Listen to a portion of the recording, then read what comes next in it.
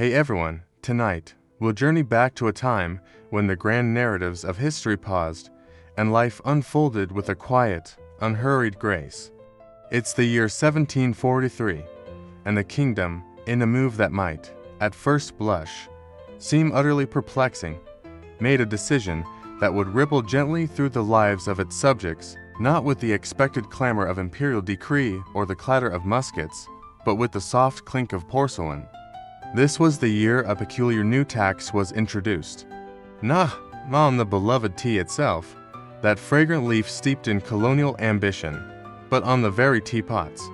Just the pots, the vessels, the silent, stoic containers of brewing intent. And in a village already famed for its delightful disinterest in anything remotely stimulating, this seemingly innocuous tax managed to cause, well, not a revolution, certainly, but it did stir the famously still waters of a town that had perfected the art of remaining undisturbed.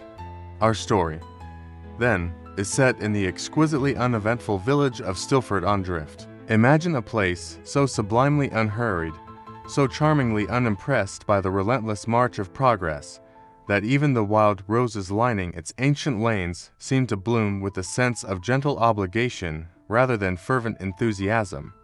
In Stilford, time didn't so much pass as pause politely, perhaps exchanging a knowing glance with a dusty sundial, before continuing its stately procession.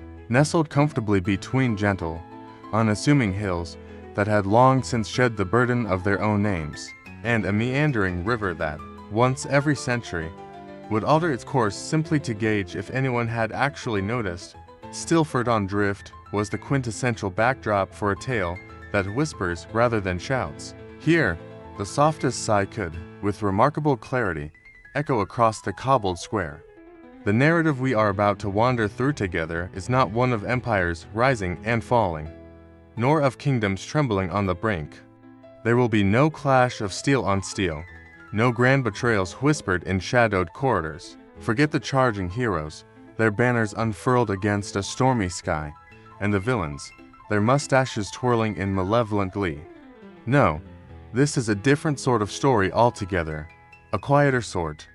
This is the kind of story that unfolds in the slow, deliberate exchange of glances, over cups of tea that have been steeped just a touch too long. It is the unassuming tale of a town gently bewildered by the obtuse machinations of bureaucracy, a community delightfully puzzled by the capricious whims of distant policy makers.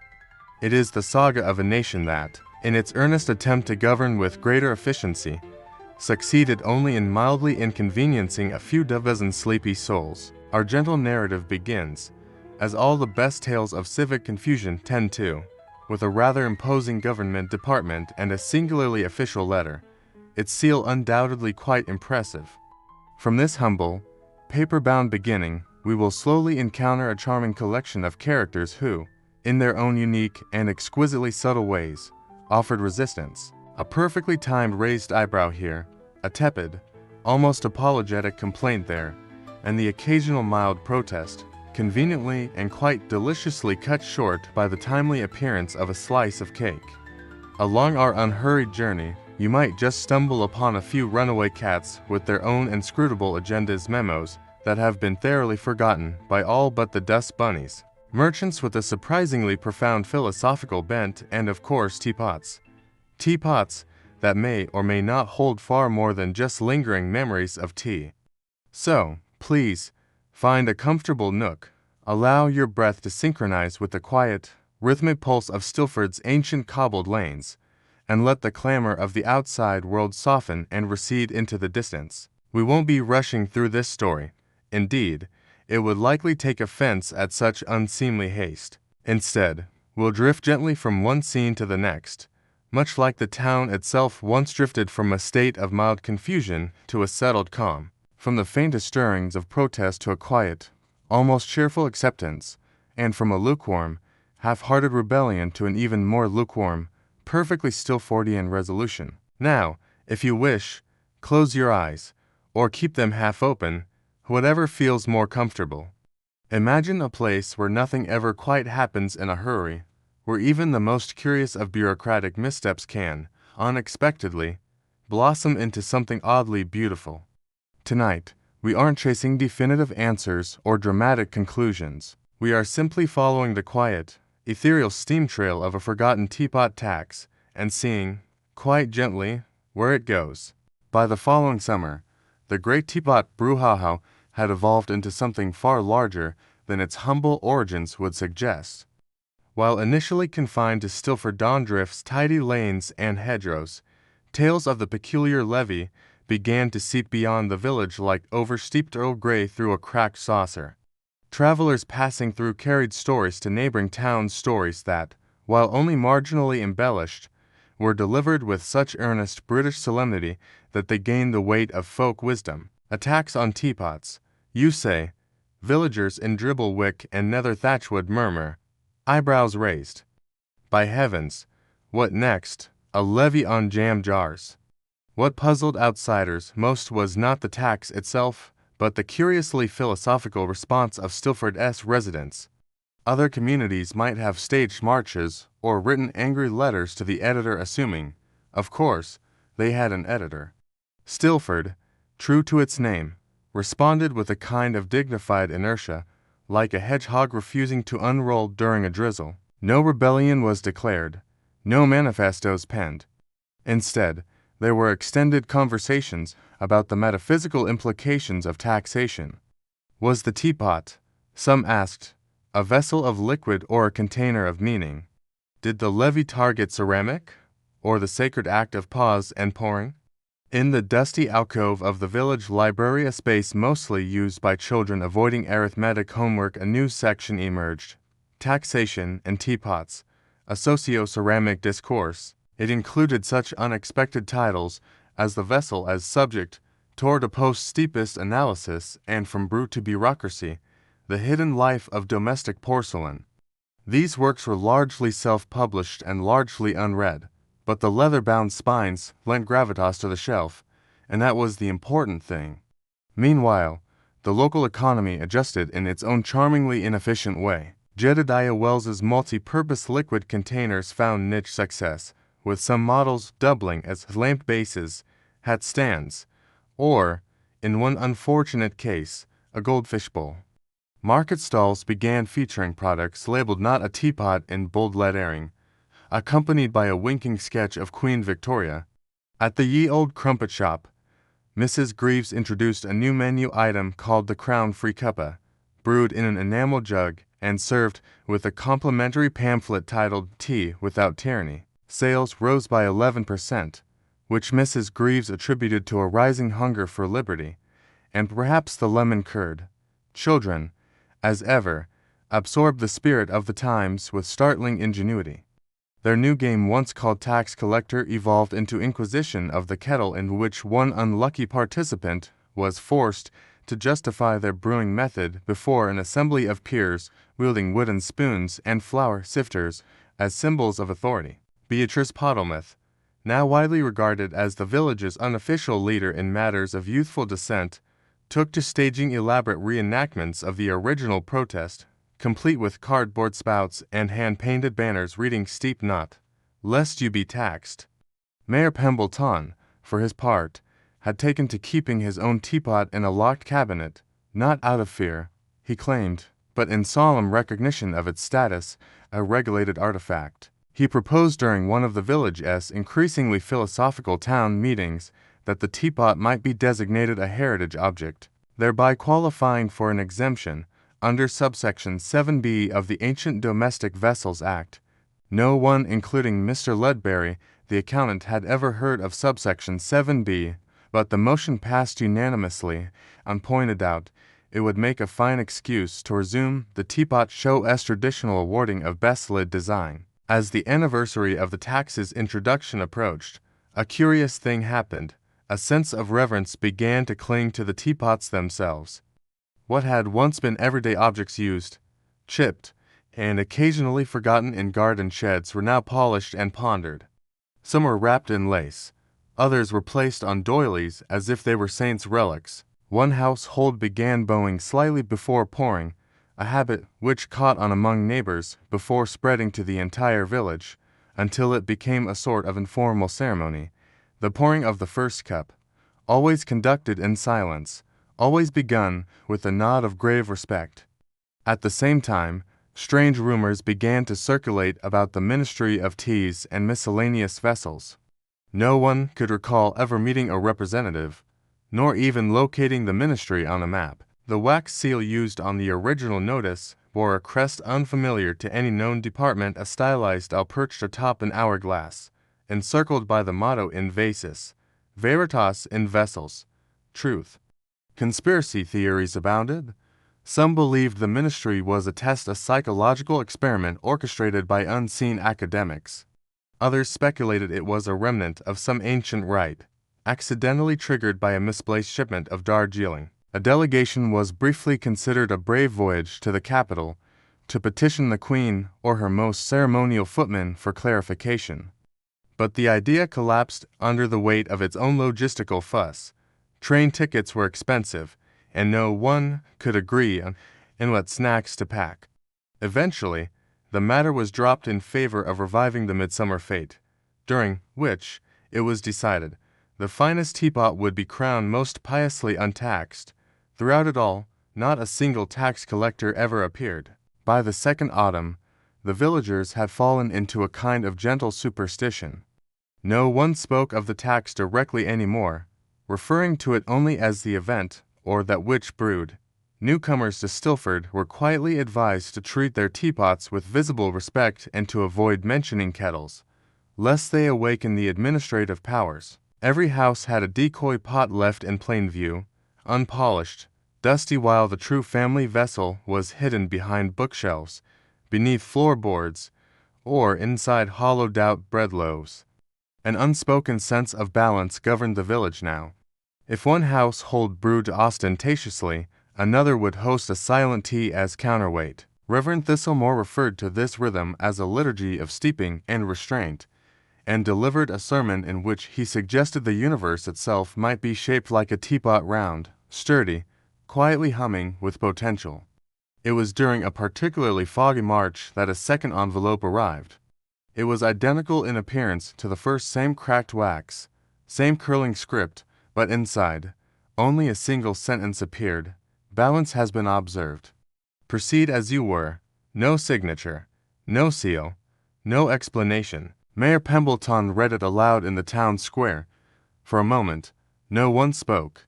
Then Mrs. Greaves, overcome with emotion, dropped her scone. Old Mr. Cuthbert wept openly into his cravat. Beatrice Pottlemouth performed a handstand of joy, which was considered slightly improper but ultimately overlooked. Teapots re-emerged with cautious fanfare. Some were paraded through the village. Others were placed in windows again, though now on polished pedestals or behind tiny velvet ropes. The Great Teapot Brouhaha, as it was now always called with full capital letters, had become something more than history. It was a parable, a myth, a moment when Stilford Dondrift had stood together, shoulder to shoulder, spout to spout, in quiet defiance of confusion itself. Years later, when tourists arrived asking about the tale, locals would nod sagely and say, "Ah yes, the brouhaha, we still brew with reverence, you know." They would gesture vaguely at their shelves, where teapots sat like benevolent gods, watching over the kitchen. And if the visitors asked what exactly it all meant, the villagers would smile, stir their cups, and reply, "Why, only the ministry knows, and perhaps the tea." In a town where silence often had more weight than speech, even small gestures could carry the weight of protest. And so it was that Stilford Dondrift, in its own curious way, began to object. Not with shouts, nor banners, nor marches, but with tiny shifts in behavior, like a teacup nudged half an inch off its coaster. The first three to respond, quietly but firmly, were Mildred Penwhistle, Cornelius Thistle, and young Beatrice Pottlemouth, each a figure of gentle routine, whose lives were suddenly and modestly rearranged by the thought of a taxed teapot.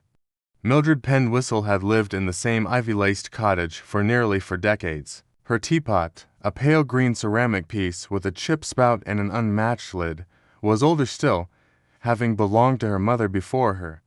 It was not particularly elegant, nor historically valuable, but it had poured thousands of cups of perfectly acceptable tea in its lifetime. On a Thursday morning following the proclamation, Mildred set her breakfast table as usual: 2 slices of buttered toast, a boiled egg with the shell thoughtfully cracked, and her faithful pot. But as she reached to pour the tea, she paused, her brow furrowed ever so slightly.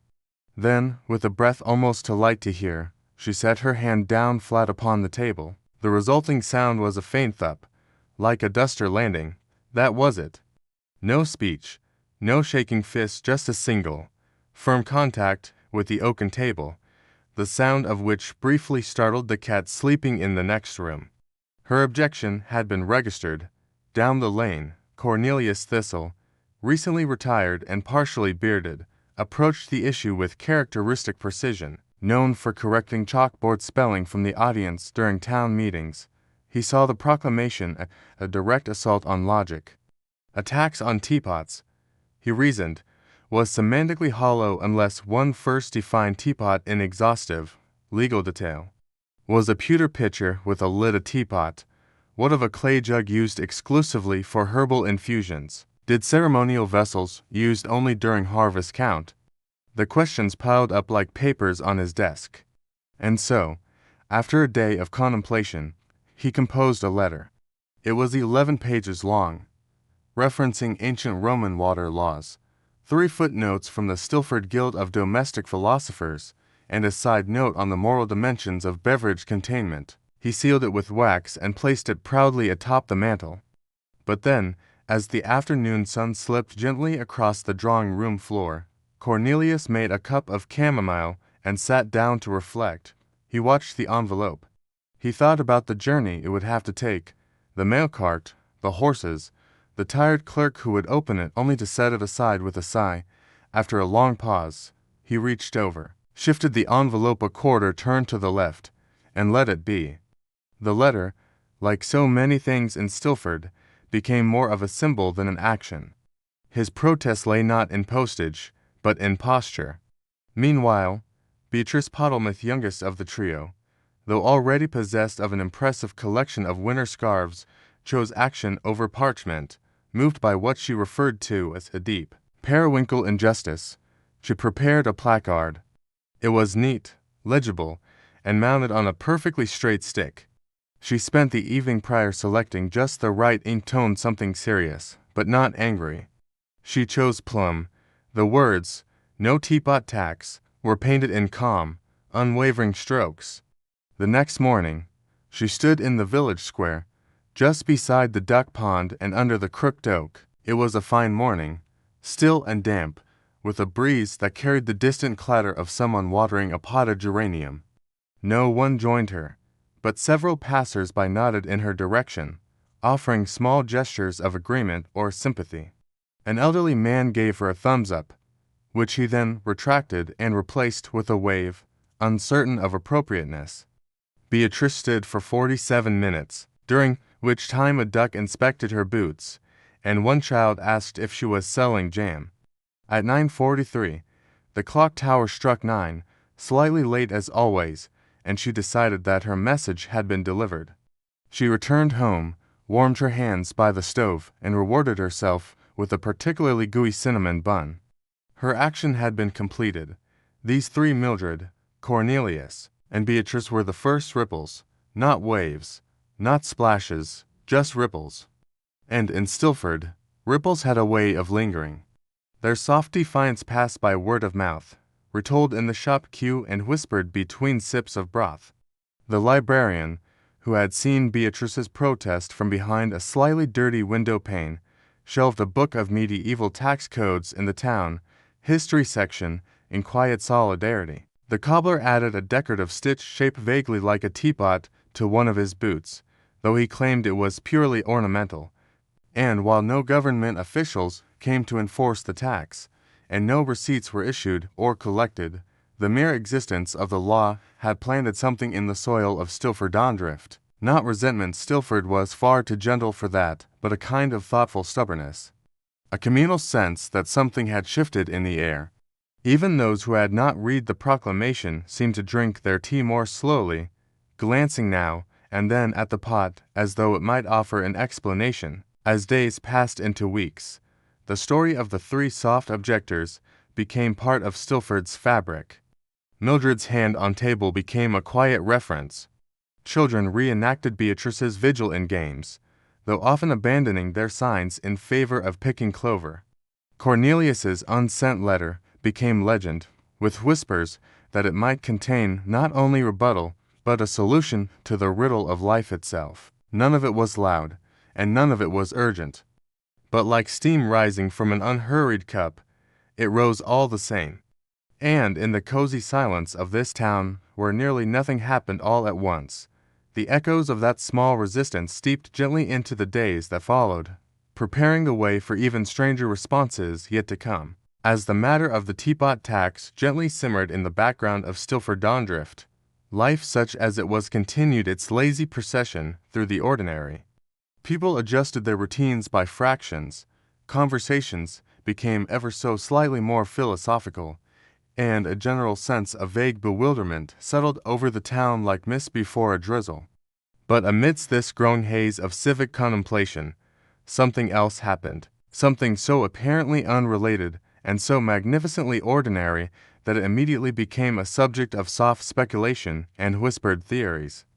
To cats, without warning or coordination, left home, Sir Whiskers was the first to vanish. A long-haired tabby of considerable girth and absolutely no urgency, he belonged, though the word is always a little misleading when applied to cats, to the elderly Mr.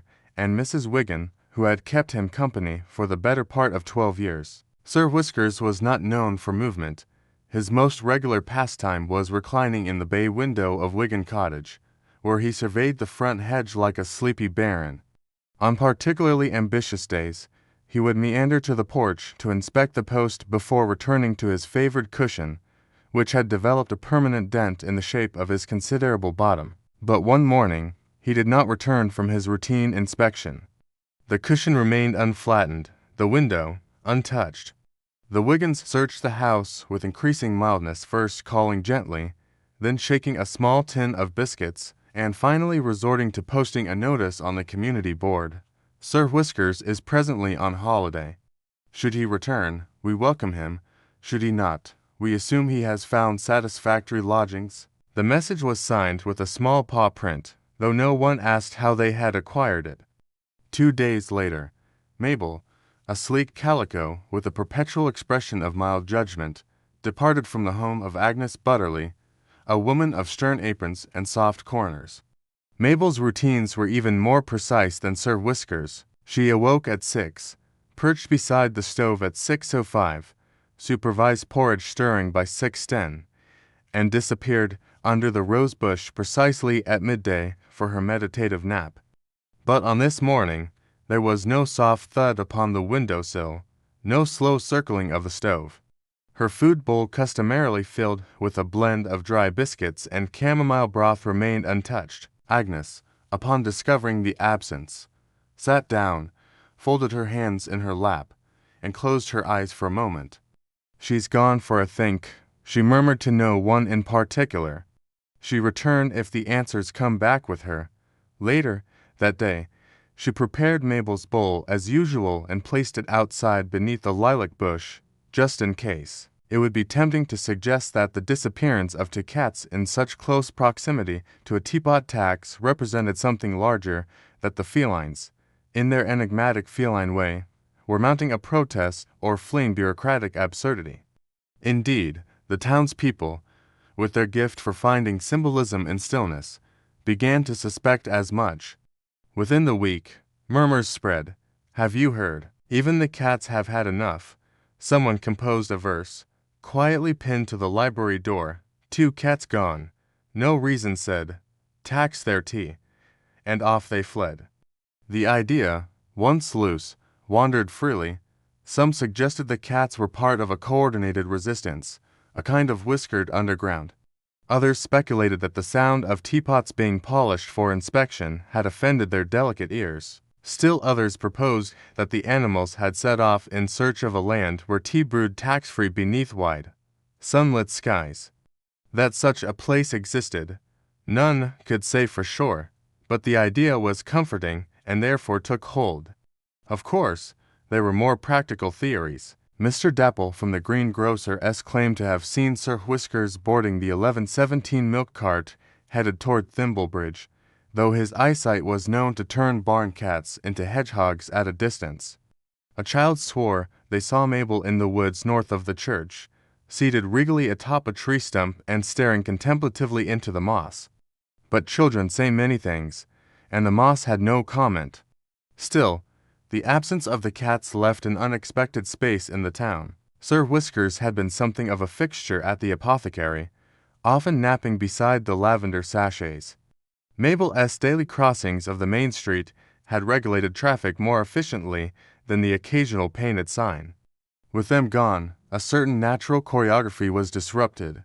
People paused longer at corners, glanced more often at garden gates, left out extra dishes by the steps. It was as if Stilford-on-Drift itself were ever so slightly out of alignment, a melody missing its softest note.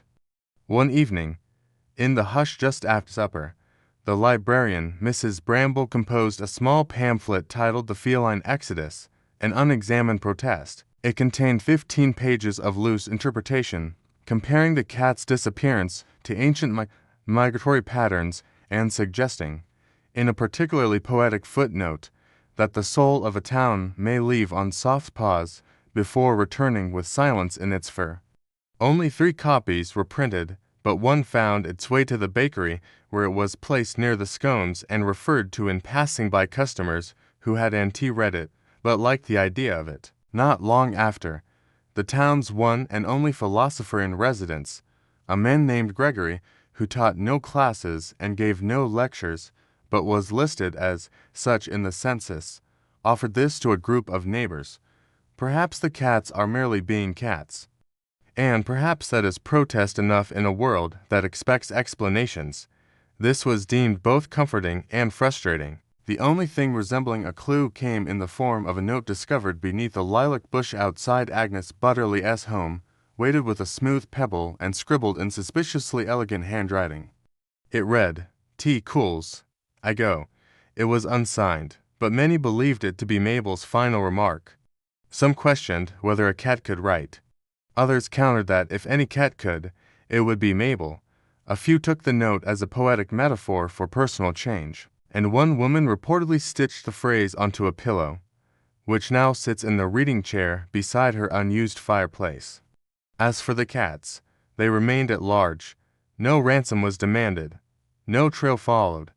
But their absence, however incidental or whimsical, had become part of the town's evolving narrative. They were discussed over fences, remembered fondly at dusk, and mentioned in the same breath as the tax, the protests, and the peculiar feeling that Stilford-on-Drift had wandered ever so slightly into the realm of dream.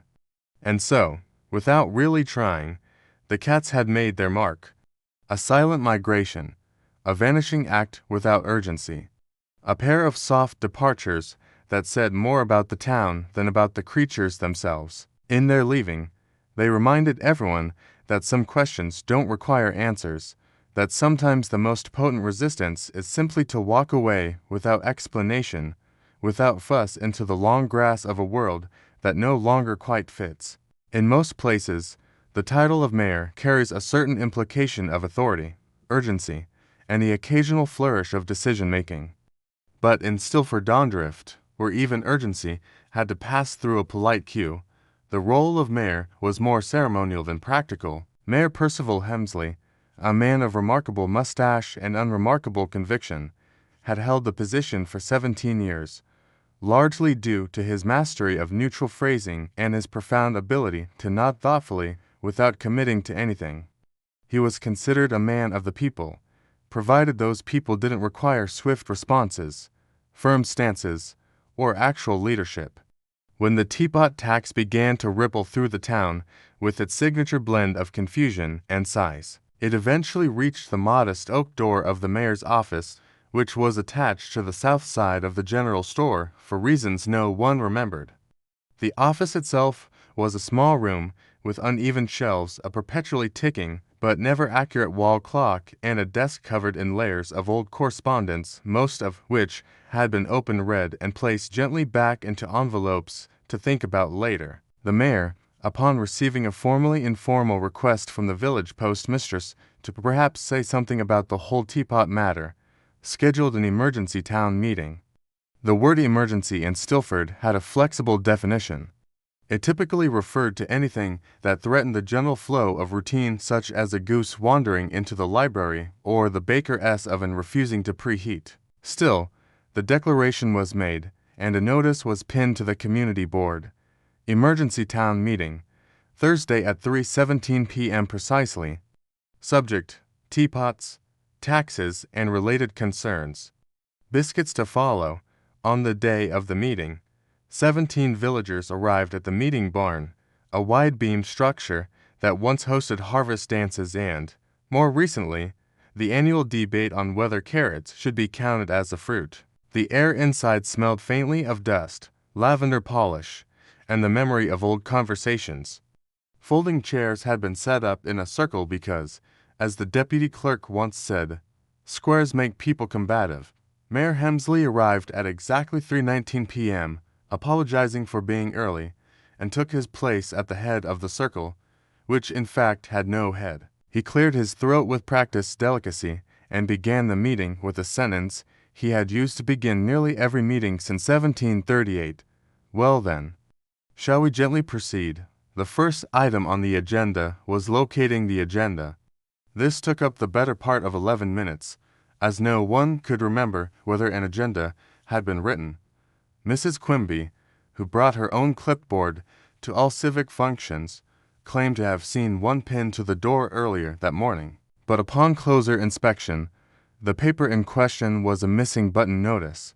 Eventually, a blank scrap of parchment was nominated as the agenda, and Mr. Penrod volunteered to fill in items as we go, retroactively.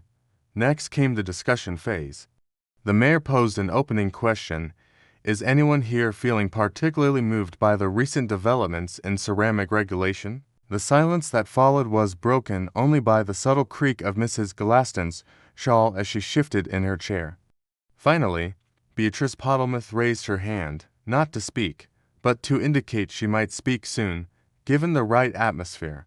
Encouraged by this gesture, Mr. Thistle cleared his throat and offered a brief summary of the tax and its implications, ending with the observation that this whole affair seems both unnecessary and deeply metaphoric. The mayor nodded with vigor and replied, "Indeed, metaphors abound." There was general agreement, though no one was quite sure what that meant.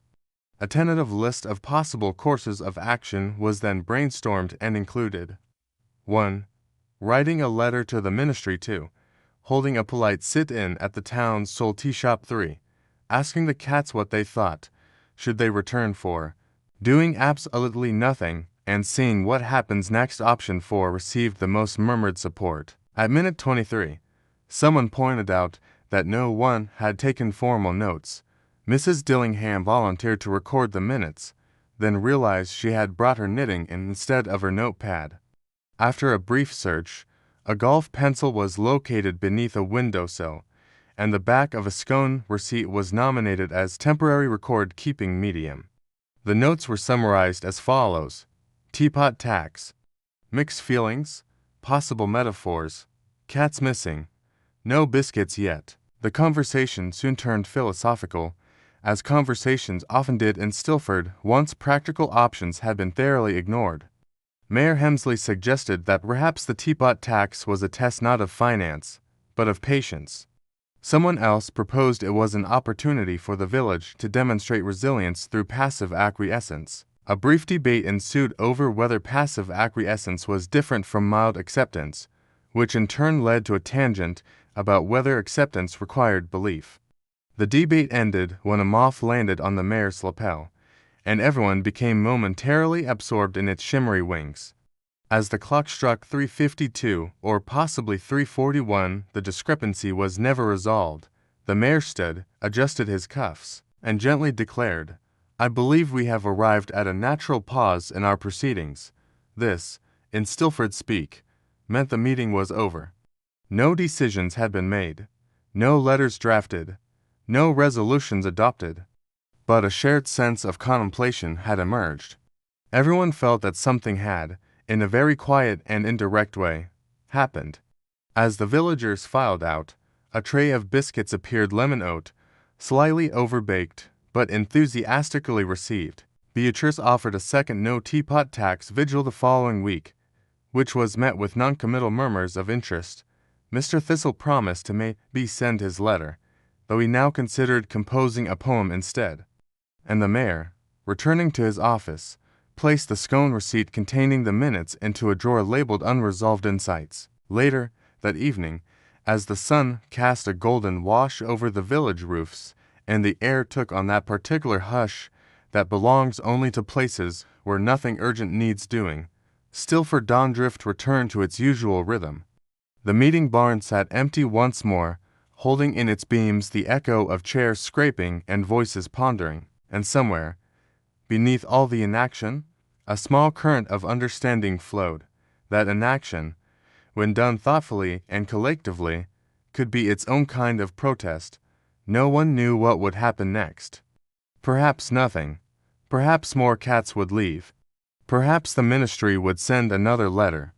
Or, perhaps, like most things in Stilford, the whole situation would simply steep a while longer, growing neither hotter nor colder. Just present, waiting, paused. And so, the emergency meeting ended with no resolution, but with a kind of quiet satisfaction. The teapots remained where they were, the tax remained uncollected, and Stilford Dondrift, ever consistent in its inconsistency, carried on. In a town where nothing ever quite hurried, commerce was a kind of polite suggestion rather than a driving force. Most shops in Stilford Dondrift stayed open not out of profit, but because their absence would feel impolite. The butcher sold just enough to justify sharpening his knives every other Tuesday, and the bookshop owner once said she kept the lights on mostly because she liked the smell of dust on pages. But of all these quiet establishments, none was more quietly peculiar than Mr. Pindle's teapot shop. Pindle's porcelain particulars and peculiarities was painted in elegant, dusty script on the hanging sign outside the shop. The building itself looked as if it had once sighed and then given up halfway. Its roof sagged gently to one side, and its windows had that uneven warble that made everything seen through them appear dreamlike and possibly from a different era. Inside, teapots of every imaginable shape and disposition lined the shelves. Round-bellied ones with floral blushes, tall angular ones shaped like birds, squat brass kettles with thick handles wrapped in worn leather, each had a handwritten card noting its temperament, mildly judgmental, optimistically steamy, best suited for rainy afternoons. Mr. Pindle himself was a man of indistinct age and deliberate movements. He wore a cravat on Tuesdays and spoke with the kind of cadence usually reserved for philosophers or particularly introspective squirrels. He never raised his voice and never rushed a customer. It was said that entering his shop made time slow down, just slightly, as though the world agreed to pause while one considered the merits of ceramic curvature. When the teapot tax was announced, Mr. Pindle responded with the calm grace of a man who had once watched an entire shelf collapse and merely remarked, "Ah, a shift in balance," but even he noticed a difference in his customers. They came in more quietly than usual, touched the teapots with hesitant fingers, and left without purchasing, often mumbling something about needing to consider implications. One woman wept gently in front of a rose chintz kettle, though she claimed it was allergies. Sensing the town spirit wilting, Mr. Pindle spent a long evening among his wares, sipping peppermint tea and speaking aloud to the pots. "It's not your fault," he whispered to a dented pewter one. "They're just confused. They're not ready to lose you to bureaucracy." The next morning, a new sign appeared in the shop window, written in Mr. Pindle's precise lettering on thick cream-colored parchment: "Special offer. Buy one, pay for two. Receive a free thought voucher." There was no further explanation. The town, naturally, was intrigued. By mid-morning, 3 customers had entered, brows raised in curiosity and polite disbelief. They examined the teapots, glanced at one another, and finally approached Mr. Pindle with the sort of tentative urgency one might use when asking a sleeping animal if it was, in fact, dead or merely thinking. "Is the sign accurate?" asked Mrs. Dillingham, clutching her handbag as if it might offer clarity. "Entirely," Mr. Pindle replied with a warm nod. "You buy 1 teapot, you pay for 2, and I provide you a thought voucher." "And what does the voucher do?" Mr. Pindle's eyes twinkled. "It entitles you to 1 thought, freely chosen, and unconditionally yours. You needn't use it today. In fact, it's best if you don't." That day, 3 pots were sold to 2 customers who intended to keep them in their original boxes, and 1 to a man who claimed his current teapot had begun to judge his life choices. All 3 left with a delicate slip of parchment, stamped with the golden wax seal and the phrase, "This thought reserved for you." By week's end, the promotion had become the most discussed event in Stilford since the bakery mistakenly salted the cinnamon rolls. People debated whether the deal was fair, whether the extra payment was symbolic, and what, precisely, the voucher entitled them to. Some speculated that the voucher was redeemable for actual wisdom. Others believed it to be a poetic gesture, a kind of metaphysical receipt for living in absurdity with grace. And, perhaps unsurprisingly, no one asked for a refund. Even those who did indeed purchase a teapot found themselves talking about it over fence posts and hedges. "I've been thinking," someone would say, unprompted, "not about the tax, really, but about how strange it is that we all agree a teapot can be taxed, but no one's asked what defines a pot versus a kettle." The conversations grew slightly more abstract. The town philosopher, Gregory, declared that the promotion was a quiet revolution, and that Mr. Pindle had subverted commerce by turning it into contemplation. He later revised this to say it was a mild inversion of value structure, with undertones of philosophical whimsy. What was perhaps most fascinating was the effect the thought vouchers had on people's behavior. Some carried them in their coat pockets, occasionally taking them out to gaze at in the sunlight. Others framed them and placed them on mantels, as if they contained answers not yet arrived.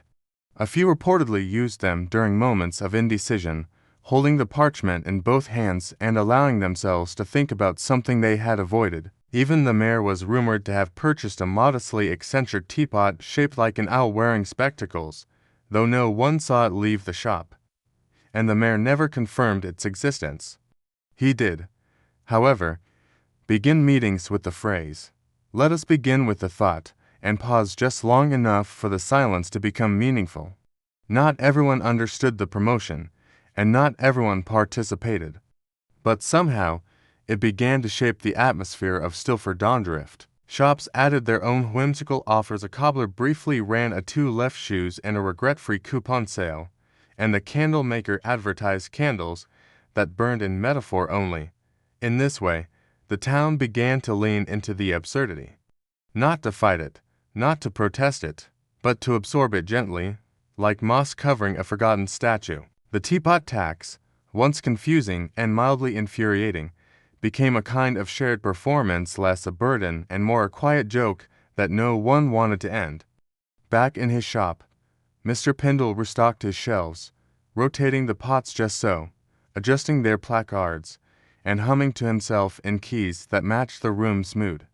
When asked by a visiting cousin from Titterdown why he'd launched such a nonsensical offer, he simply smiled and replied, "Because sometimes the best way to survive the irrational is to participate with grace." On the final day of the month, he added a second sign in the window, just beneath the first. It read, "Promotion extended indefinitely. Thought vouchers now valid through dreams." No one quite knew what that meant, but it made sense in Stilford. In fact, many residents reported dreams that week in which teapots floated gently above their heads, whispering small riddles in voices made of steam. Whether the dreams were caused by the vouchers, or the weather, or simply the slow rhythm of the town's own imagination, no one could say. But the promotion remained. People continued to buy 1 pay for 2, and leave with a piece of parchment in their pocket and a vague sense that something had changed Perhaps nothing external, perhaps just a tilt in the internal axis of how they thought about the world. About tea, about value, about choosing to lean toward wonder, rather than away from it. And so, with nothing more than a crinkled voucher and a smile that invited interpretation, Mr. Pendle did what no government memo could. He made the teapot tax feel like part of a larger story, one where paying a little more didn't sting as much when it came with permission to think freely. The sun rose slowly in Stilford on Drift, as though even the light had adopted the town's unhurried rhythm. By now, the teapot tax had steeped its way into every conversation and corner of the village. It had transformed from a mere policy into something like local folklore, part nuisance, part mystery, part unspoken joke that everyone politely acknowledged and no one fully understood. Then one morning, something entirely unexpected happened, not loud, not grand, just unexpected. He came from the East Road, which wasn't a road so much as a suggestion, a path barely visible between hedgerows and low-hanging fog, used only by foxes, old letters, and thoughts one hadn't finished. People noticed him first by the sound soft footfalls on damp leaves, the gentle clink of ceramic against wicker. Then they saw the shape, a figure moving slowly but deliberately, draped in an ivory-colored cloak that shimmered faintly in the pale light like old parchment. He carried a basket not over the arm, but behind, strapped like a cradle. From its woven belly rose the delicate gleam of porcelain curves and ceramic spouts. Not broken, not mismatched, but perfectly intact teapots, each arranged in precise alignment, nestled in cloth that looked like it had once been curtains. No one recognized him.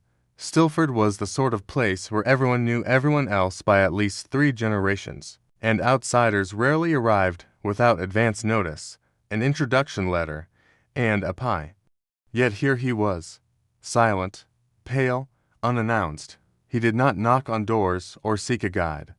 He simply walked, past the bakery, where a half-dozen loaves paused mid-knead, past the butcher, who stood in his apron with a carrot halfway to the chopping board, past Mr. Pendle's shop, where the bell above the door tinkled of its own accord, even though the man did not enter. He stopped only once, in the center of the village square, where the notice board sat slightly tilted from a century of messages and moths. There, he turned slowly, surveying the square with an expression that wasn't stern or kind, but something in between, like the look a librarian gives to a particularly heavy volume. Then he spoke, for words, measured, gentle, as if he'd been practicing them for centuries, for the greater balance. He did not explain. He did not repeat. He simply resumed his walk, heading toward the western edge of town, where the path curled between willow trees and vanished into the rising mist. The villagers were left staring, some in awe, some in quiet confusion. No one stopped him, not out of fear, but from something softer, like reverence or the hush that descends in the final line of a lullaby. Later that day, speculation blossomed like wild lavender in a long-neglected field. Theories emerged, each more poetic than the last. He was a tax official sent by the ministry, they said, but then countered. No official wore cloaks or moved with such deliberate elegance. Perhaps he was a myth returned to life, summoned by the imbalance of ceramic affairs. One child insisted he was the spirit of the first teapot, come to reclaim its descendants. No one corrected her. Beatrice Pottlemouth, still fired by the quiet embers of protest, declared that she would hold a second one-woman demonstration against silent cloaked figures. She spent the afternoon pacing in front of the notice board with a sign that read, "We deserve explanations." When asked what kind, she shrugged and replied, "The kind that explained things." Mr. Pendle, curiously, said nothing at all. He simply stood at the threshold of his shop for the better part of an hour, watching the path where the man had disappeared. Later, he would adjust the labels on several of his teapots, changing their descriptions to things like slightly uneasy and better after sunset. But it wasn't just the man's presence that stirred the town. It was what he left behind. That night, several villagers reported dreams, vivid ones, not frightening, but peculiar, Each dream featured a teapot. Not their own, but one they somehow recognized. The pots would hum, or float, or whisper things they couldn't quite recall upon waking. One woman dreamed of a spiral staircase made entirely of kettles. A child described a forest where the leaves turned into cups, and the wind smelled faintly of bergamot. The following morning, people began discovering things, not large things, just shifts. In the attic of Town Hall, someone found an old teapot that hadn't been seen in decades, dusted but perfectly intact, with a faint floral pattern that hadn't faded at all. In the bakery, a forgotten crate of tiny cups appeared behind the flour sacks, each etched with a different word in a language no one knew. On the church steps, someone had arranged 6 teapots in a perfect circle before dawn, each filled with warm water, though no one knew who had done it. Most peculiar of all was the basket. It appeared outside the post office just after sunrise. Wicker, round, lined in the same curtain-like cloth the cloaked man had carried. Inside, 7 teapots. All perfectly ordinary and yet undeniably precise. Each had a small paper tag, handwritten in a steady hand, bearing a single word, returned. No one knew to whom they belonged. But each was taken, eventually, by someone who felt they ought to take it. A man who hadn't brewed tea in 10 years, a widow who lived with her memories, a boy who liked the sound of water boiling. And so the collector, as he was now called, passed into local legend. A figure of balance, a porcelain prophet, a walking punctuation mark in the middle of the town's tea-stained sentence. He was not seen again, not in body, at least. But for weeks, people claimed to hear faint footsteps at night, and the soft clink of ceramic against ceramic, the sound of someone gathering, redistributing, restoring. The teapot tax remained, of course. Policies rarely vanish with poetry, but its presence no longer felt quite as bureaucratic. It had taken on the tone of a ritual peculiar, mildly inconvenient, oddly sacred. The village paid it with a shrug and a nod, not because they believed in its fairness, but because someone had arrived and made it feel, however absurd, like part of something older, larger. And if one listened closely, especially on nights when fog coiled low across the cobblestones, one might hear the quiet whisper carried on the air, soft as steam, for the greater balance. No one knew what it meant, but, somehow, everyone understood. Stilford Dondrift was not a place of secrets, not in the usual sense. Its doors creaked to openly, and its residents had long ago mastered the gentle art of polite transparency, saying just enough to sound honest, but never so much that it disrupted the rhythm of quiet conversation. Still, every town has its shadows, even if those shadows are soft-edged and smell faintly of lavender polish. And in Stilford, the softest and most lavender-scented of all shadows lay behind the rested doors of warehouse number 9. Warehouse number 9 was, officially, unused. Its slate roof leaned slightly to the left, as if listening to the gossip from the neighboring bakery. Its walls were made of thick timber beams that groaned when it rained and sighed when it didn't. A single sign, weather-worn and misspelled, read, "Storage for authorized use only," although no one could recall who had written it or who, precisely, was authorized. Children whispered stories about the warehouse, most of them gently absurd. That it held an endless collection of mismatched socks. That it was the resting place of the village's original goose mare. That if you listened at the door on the night of the spring solstice, you could hear the building itself humming the tune to Green Sleeves. But in the days following the arrival of the teapot collector, something shifted.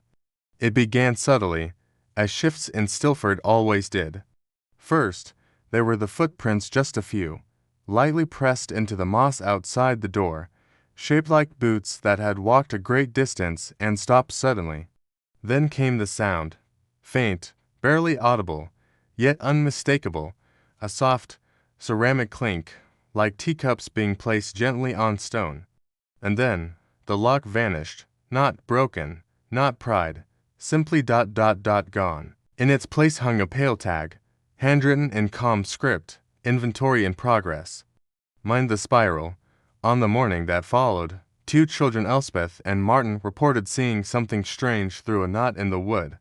Elspeth claimed it was a shimmering vortex of porcelain, while Martin, ever the skeptic, said it looked more like a whole lot of pots. Both agreed, however, that the objects were arranged unnaturally. Like a snail's dream, Elspeth said, like someone really into spirals. Martin clarified. Word spread slowly but inevitably. By midweek, nearly the entire village had visited warehouse number 9, not entering, of course, but standing nearby, hands clasped, peering curiously from a respectful distance. Even Mr. Pindle, who rarely left his shop for more than 15 minutes at a time, made the walk, pausing before the open door with a rare expression that might have been wonder. Inside, the spiral waited. Hundreds, perhaps thousands of teapots had been placed with impossible precision in a looping pattern that began near the door and curled inward, ever tighter, toward the dim center of the warehouse. No, the pots were exactly alike. They were antique copper kettles rubbed to a warm patina, dainty bone china with gold filigree, stout iron pots etched with symbols no one recognized. Some sat upright, others leaned gently on their sides, as if napping, each faced inward, as though they too were gazing at whatever lay in the spiral's center. And there, at the heart of it all, was a table. A simple, round table with 3 uneven legs and a cloth of deep moss green. Upon it sat a single, unremarkable teapot, ivory, plain, unchipped. Around its base were arranged 7 sugar cubes, a spoon, and a folded note sealed with the same golden wax as the thought vouchers from Mr. Pindle's shop. No one entered. It wasn't forbidden, there were no signs, no guards, but something about the arrangement demanded distance. It wasn't fear, it was more like reverence, the way one might approach a sleeping animal or an unanswered question. And so, people came, stood at the threshold, and quietly ... thought. Whispers filled the village. What was the purpose of the spiral? Who had arranged it? Some said it was the collector's doing, that he had returned silently, placing each pot by moonlight. Others believed the pots had moved themselves, guided by a memory older than the town. One elderly woman swore she saw the spiral shift one night, just slightly, as if the whole pattern was breathing. Debates began to swirl gently, like the steam from a fresh brew.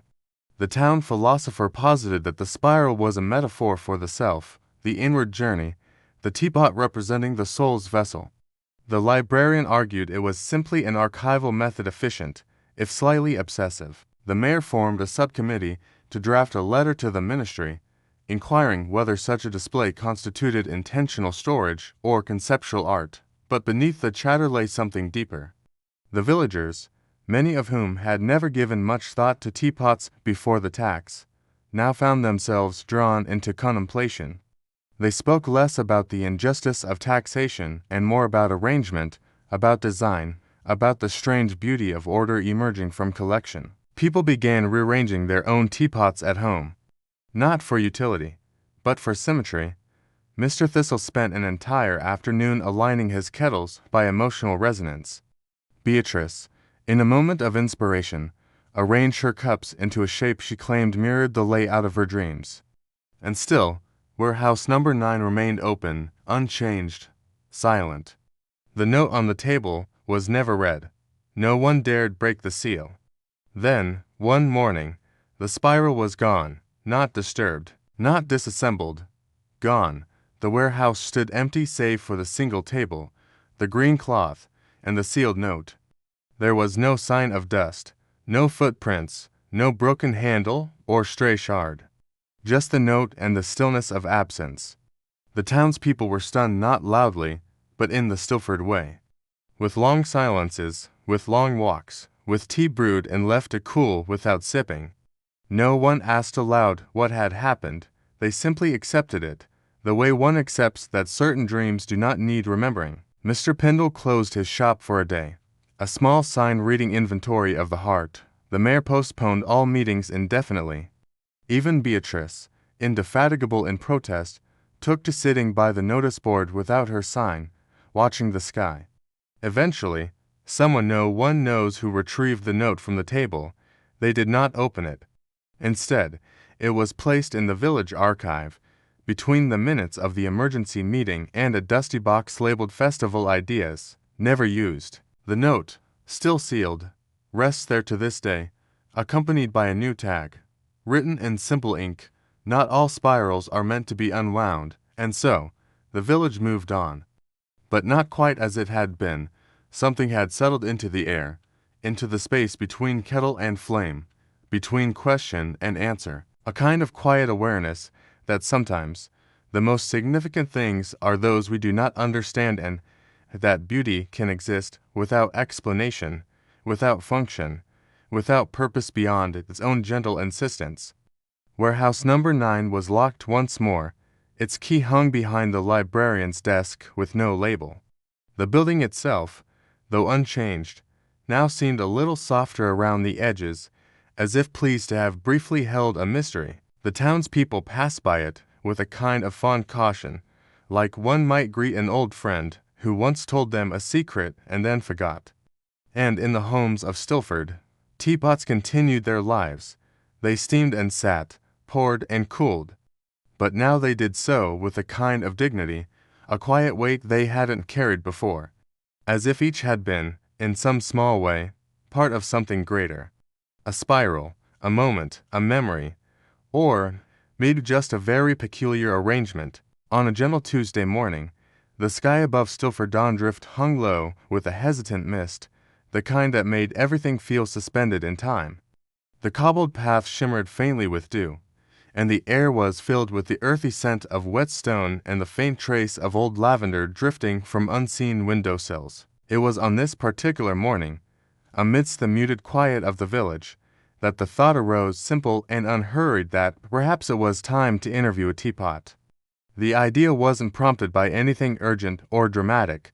There had simply been too many quiet mysteries lately, too many spirals of stacked ceramics and unexplained rituals.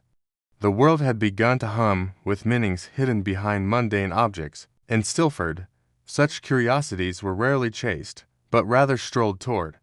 And so I found myself heading slowly to the Stilford Museum of Mild Curiosities, a place where forgotten things quietly waited to be remembered.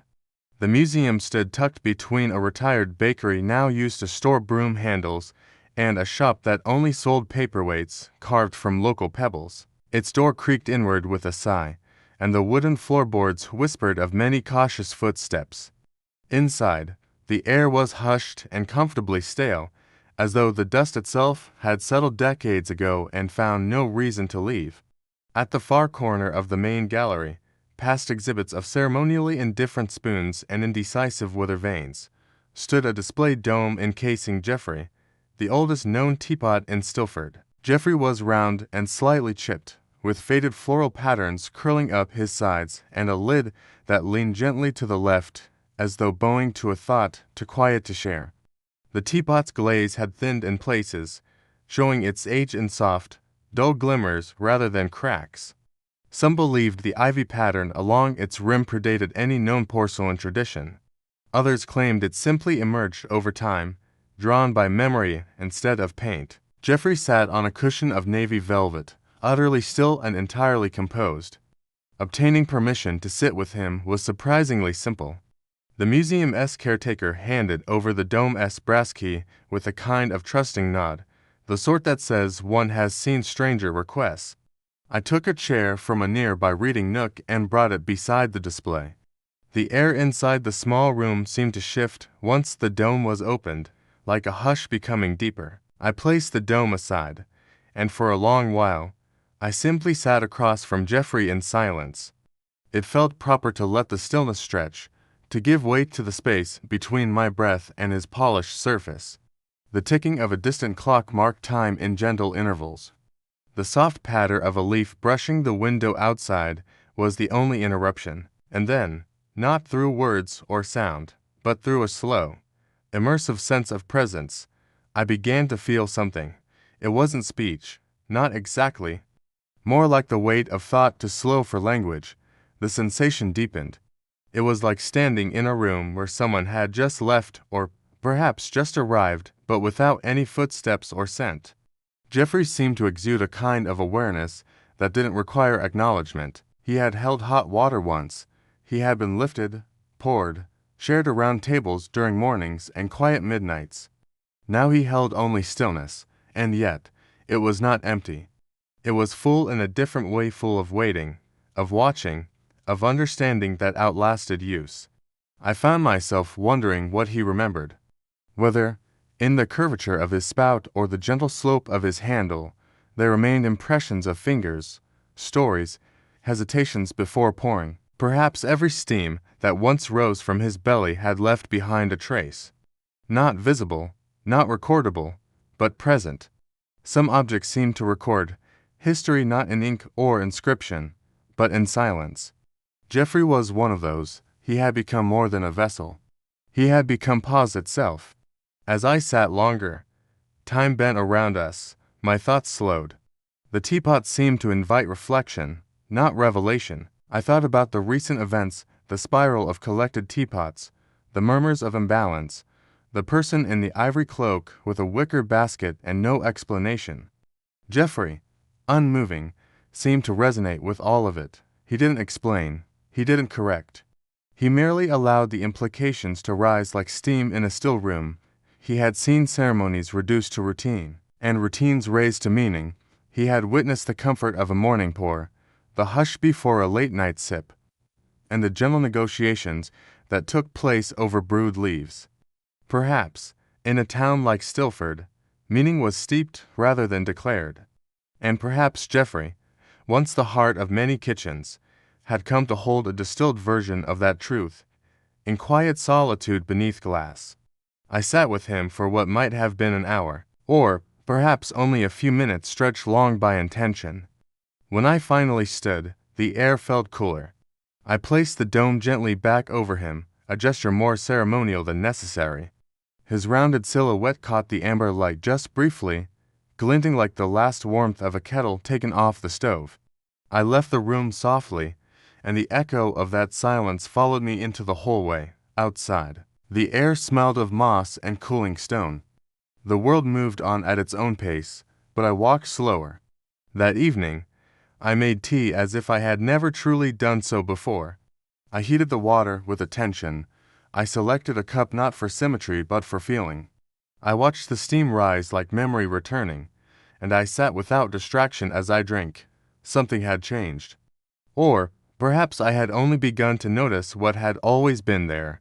The next day, I returned to the museum, though I did not ask to open the dome again. I simply stood across the gallery and let Jeffrey's stillness reach across the distance. There was no message, no sign. But I felt acknowledged, and that was enough. In Stilford, acknowledgement rarely came with sound. It arrived like rain on glass, soft, natural, unannounced.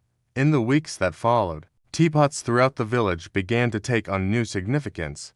People paused before filling them. They hesitated just long enough to wonder what it meant to pour, to share, to steep.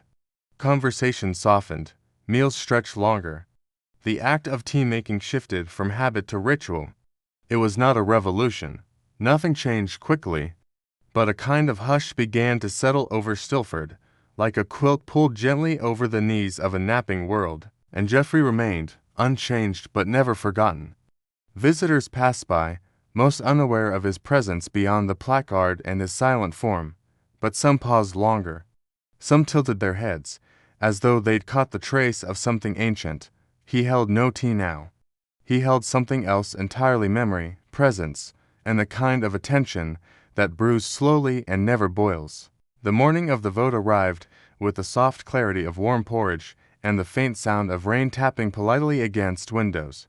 It was not the kind of day that history typically chooses for dramatic upheaval, which suited Stilford Dondrift just fine.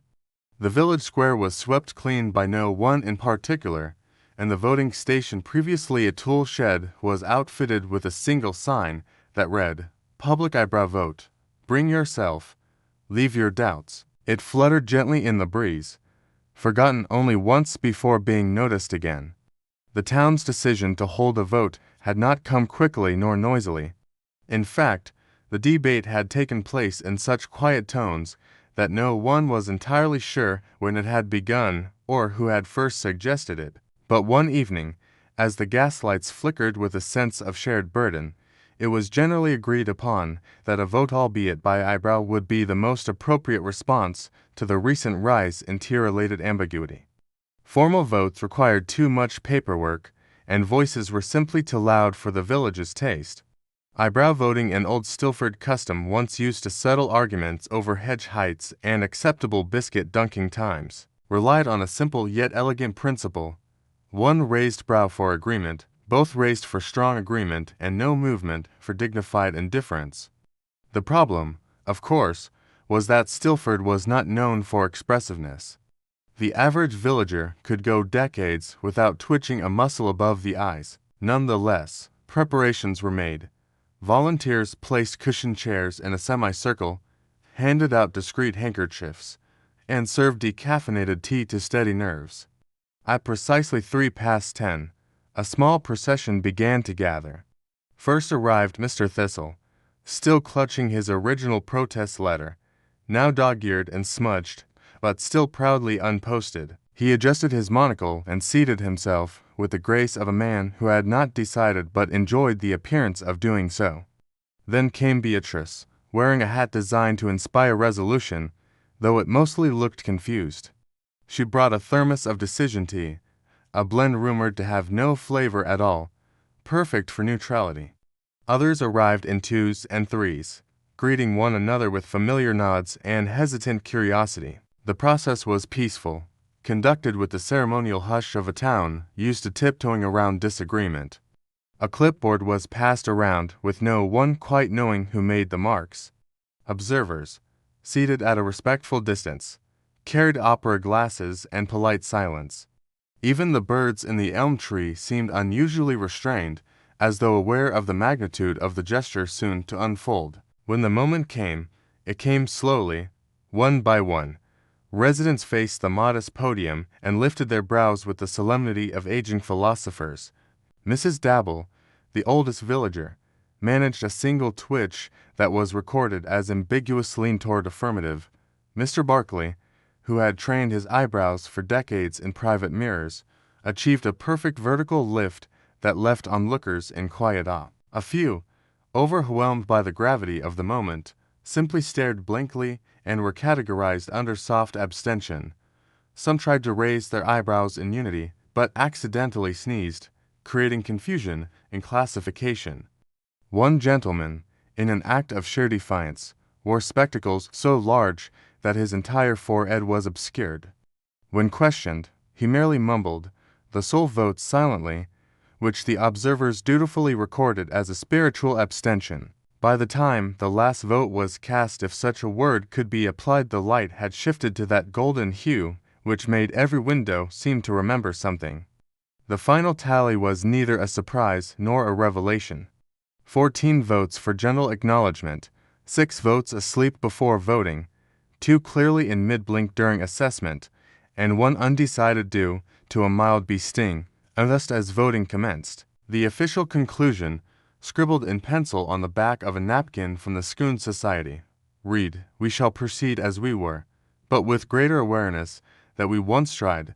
It was posted on the town notice board, where it curled modestly in the sun. No speeches followed. There were no celebratory parades, save for a pigeon walking in small circles with what may have been a breadcrumb. But something subtle had shifted. Stilford had voted not loudly, not dramatically, but with all the sincerity its brows could muster. It had chosen not to unravel itself in anger or apathy, but to raise, ever so slightly, a collective expression of presence. And in a town so practiced in stillness, that tiny motion felt almost revolutionary. 1 week later, a small commemorative bench was placed near the voting shed, though no one admitted to building it. The inscription on the backrest read, "For the movement we almost made." It was carved with such gentle strokes that the letters seemed to apologize for existing. Still, townsfolk would occasionally sit there with a biscuit, gaze into the middle distance, and nod once either in approval or mild digestion. No one could say no one asked. That, too, became part of the custom. The bench became a quiet landmark. Couples paused beside it without speaking, and solitary walkers left wildflowers on its edge. Children, unsure what it meant, instinctively lowered their voices when passing. The symbolism, never explained, expanded in silence.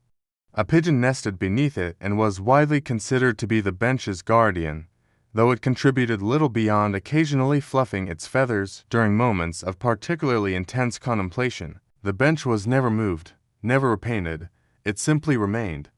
At the town archive, someone filed the vote's result under significant public events, mildly executed.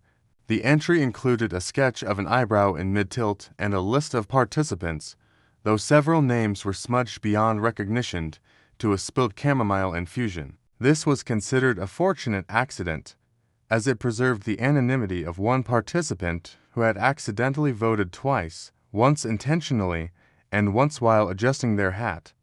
Rather than correct it, the record keepers simply added a note: the hat had convictions. Eventually, the story of the eyebrow vote reached nearby villages, but no one truly understood it. Some believed it to be a parody, others a philosophical protest, and one historian declared it to be a subtle form of performance politics. Stilford did not confirm or deny any of these interpretations. When asked directly, villagers would simply adjust their collars and change the subject to whether this year's jam batch had too much clove. Thus, ambiguity remained carefully intact, and that was precisely the point. In a world that often demanded resolution, Stilford chose recognition, not of clarity or conclusion, but of process, of gesture, of mild defiance wrapped in polite rituals. The vote was not about the teapot tax anymore. It had evolved into a subtle agreement that questions, when asked gently enough, could be their own kind of answer. The town had voted not for change, but for the dignity of almost doing something.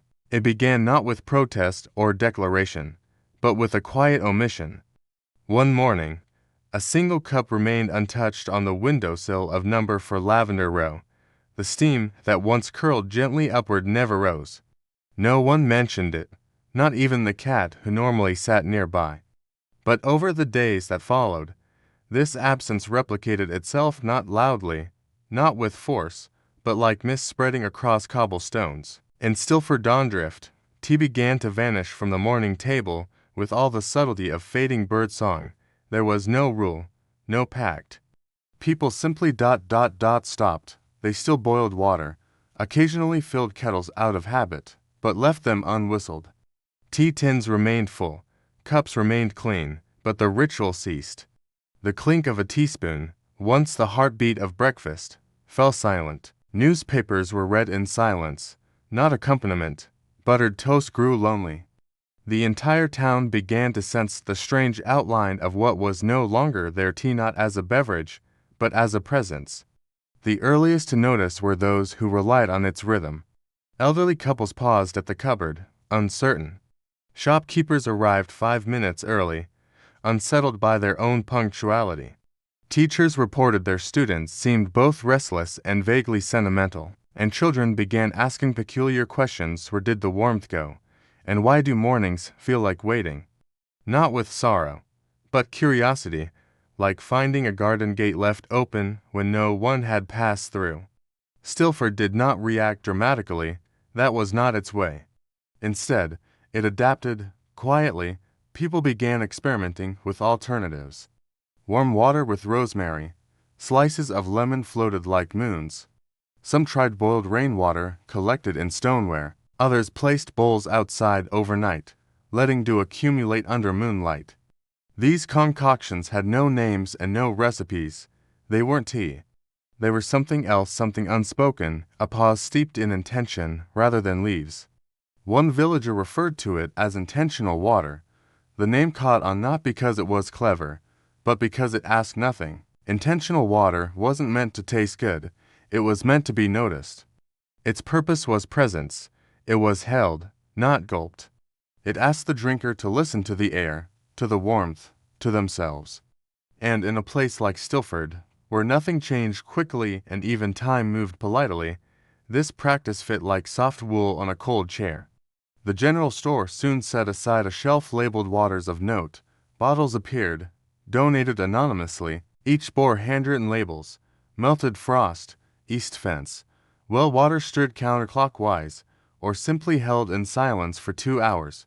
These were not for sale. They were borrowed, experienced, and returned often with small tags describing their effects. Reminded me of my grandmother, or felt like the color gray. No one questioned the truth of these notes. That wasn't the point. The local cafe followed suit. It no longer served tea, but instead mornings. Patrons received cups without explanation. Some were warm, others cool, some clear, others faintly tinted. People drank in silence, staring into steam that spoke more than words. Conversation became unnecessary. It was understood that to sip in Stilford was to participate in something larger and vaguer than thirst. The cafe began opening earlier, closing before noon. The barista wore wool gloves and spoke only in nods.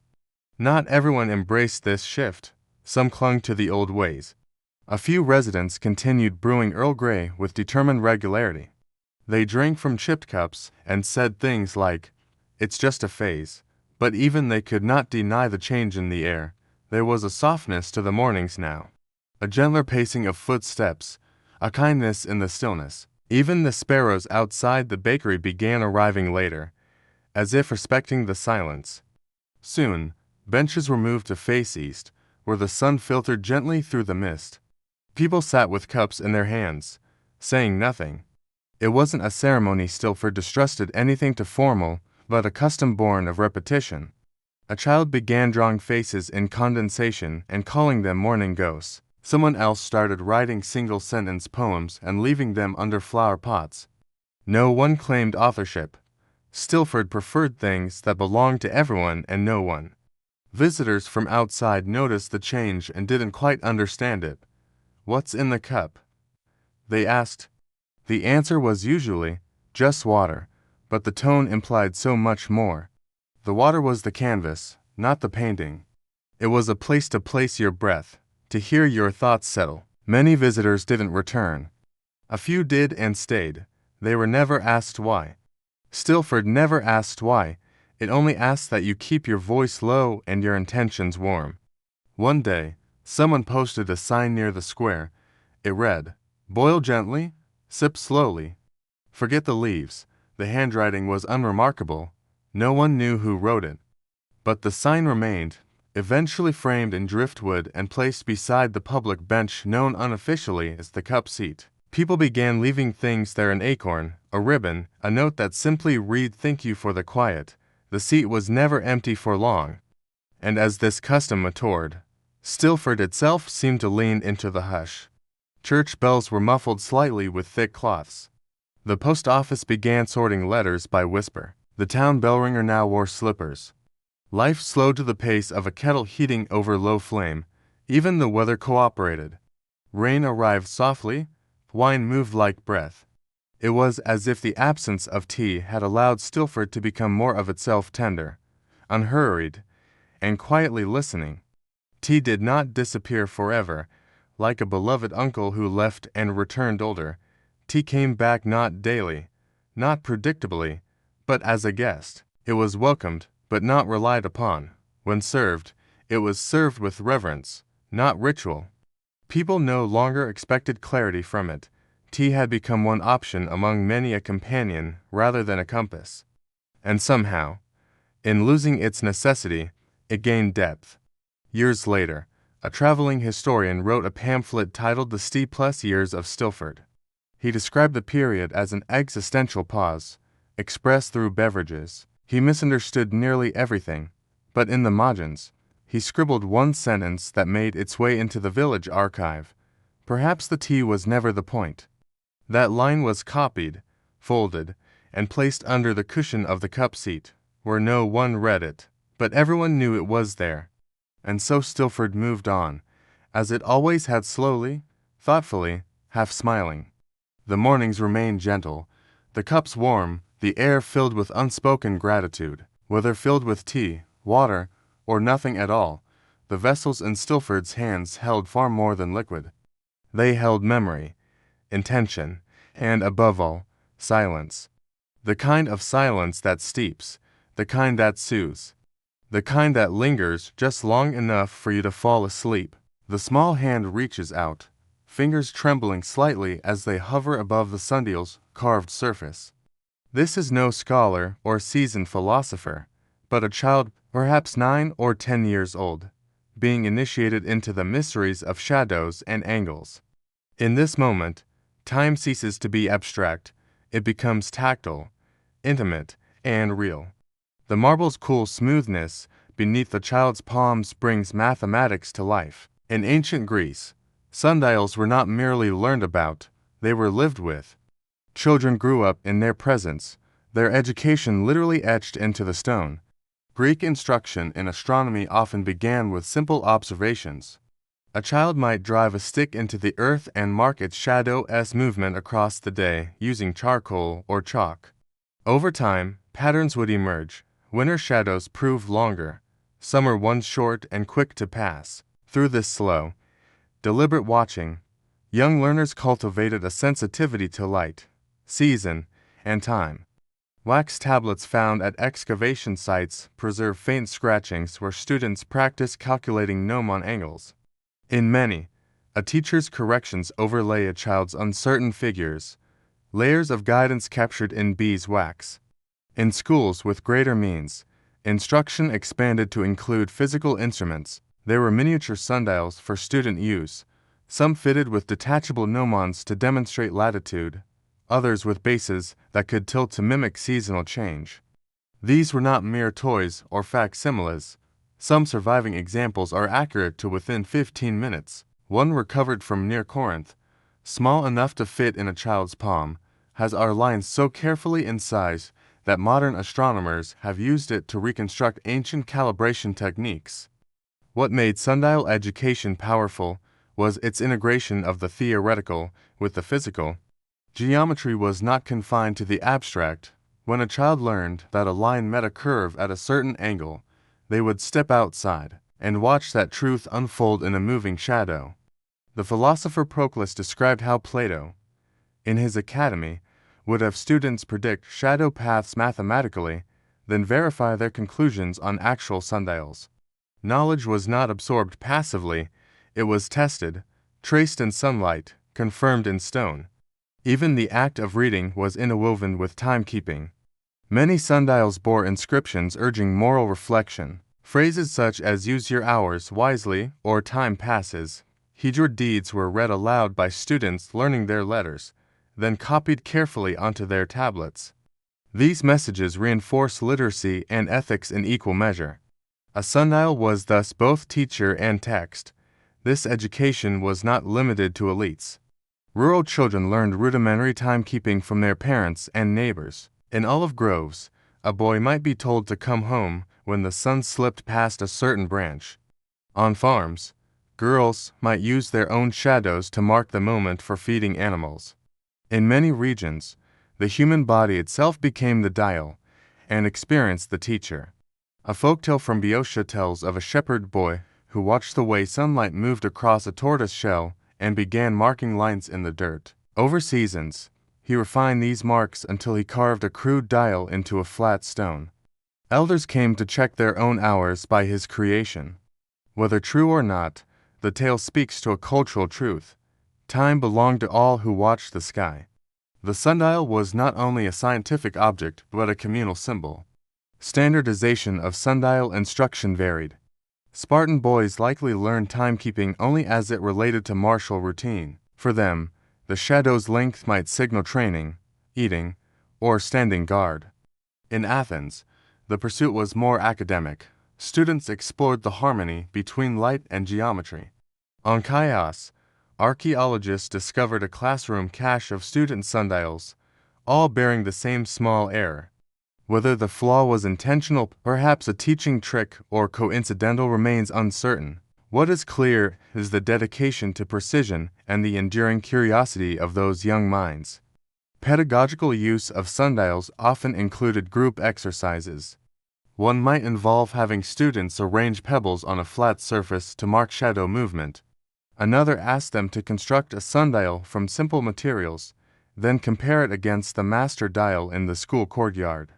These lessons encourage not just accuracy, but collaboration and curiosity. Children learn to ask how time moved, why shadows bent, and what truths could be inferred from the sky. Imagine now one such lesson. A child stands beside a small sundial as the teacher gestures for them to note the hour. The student hesitates, then reaches to trace the line where they believe the shadow will fall. Slowly, minute by minute, the sun moves, the shadow stretches, and when it touches the student's mark, the whole class murmurs in surprise and delight. A lesson in light becomes a triumph of understanding, a fleeting yet unforgettable glimpse into cosmic regularity. The smells of the schoolroom surround the child. There is wax from writing tablets warmed in the sun, the sharp metallic tang of bronze styluses clinking together, the dust stirred by sandals shifting on stone. Outside, the wider world follows its own calendar. Merchants glance at civic sundials to close their stalls, couriers time deliveries. But within the walls of the school, time is unfolding in discovery, not demand. Education moves with the sky, not the bell. The sundial, in this context, is no longer merely a tool. It is a bridge between child and cosmos, a portal through which knowledge becomes intimate. Each hour passed is not just another division of daylight. It is a lesson completed, a mystery unraveled, a breathless moment where the heavens bow low enough for small fingers to touch. The sundial teaches that knowledge is never static, but always in motion, like the shadows it measures. As the lesson draws to a close, the teacher reminds the class that time does not wait. They will return tomorrow to measure again, and the shadow will never fall exactly as it did today. In that truth is a final lesson in the impermanence of all things, and the power of memory to preserve what the sun forgets. Time's passing is inevitable, but its lessons can endure in the minds that once traced its fleeting path. The child gathers their materials, but before leaving, casts one last glance at the sundial. The shadow is already moving, minute by minute, onward. The lesson may be over, but the learning has just begun. For in ancient Greece, time was not merely taught, it was touched, witnessed, lived. And in that touch lay the seeds of wonder, the beginning of understanding, and the humble sense that knowledge, like the sun, always rises again. In the quiet heart of Stilford Dondrift, where ideas often floated slower than the mist, a song began to take shape not with trumpets or choirs, but as a thought passed from one side to the next. It had no composer, no lyrics, and no tune. It began, as many important things in Stilford did, with a mistake and a piece of paper, a napkin, in fact, lightly tea-stained and pinned to the town notice board with a safety pin borrowed from the apothecary. Written in uneven pencil were 6 words, "Ode to the Empty Kettle." For no voice, no one saw who left it, no one claimed responsibility. But somehow, the town understood what it meant, or at least felt they ought to understand. That was enough.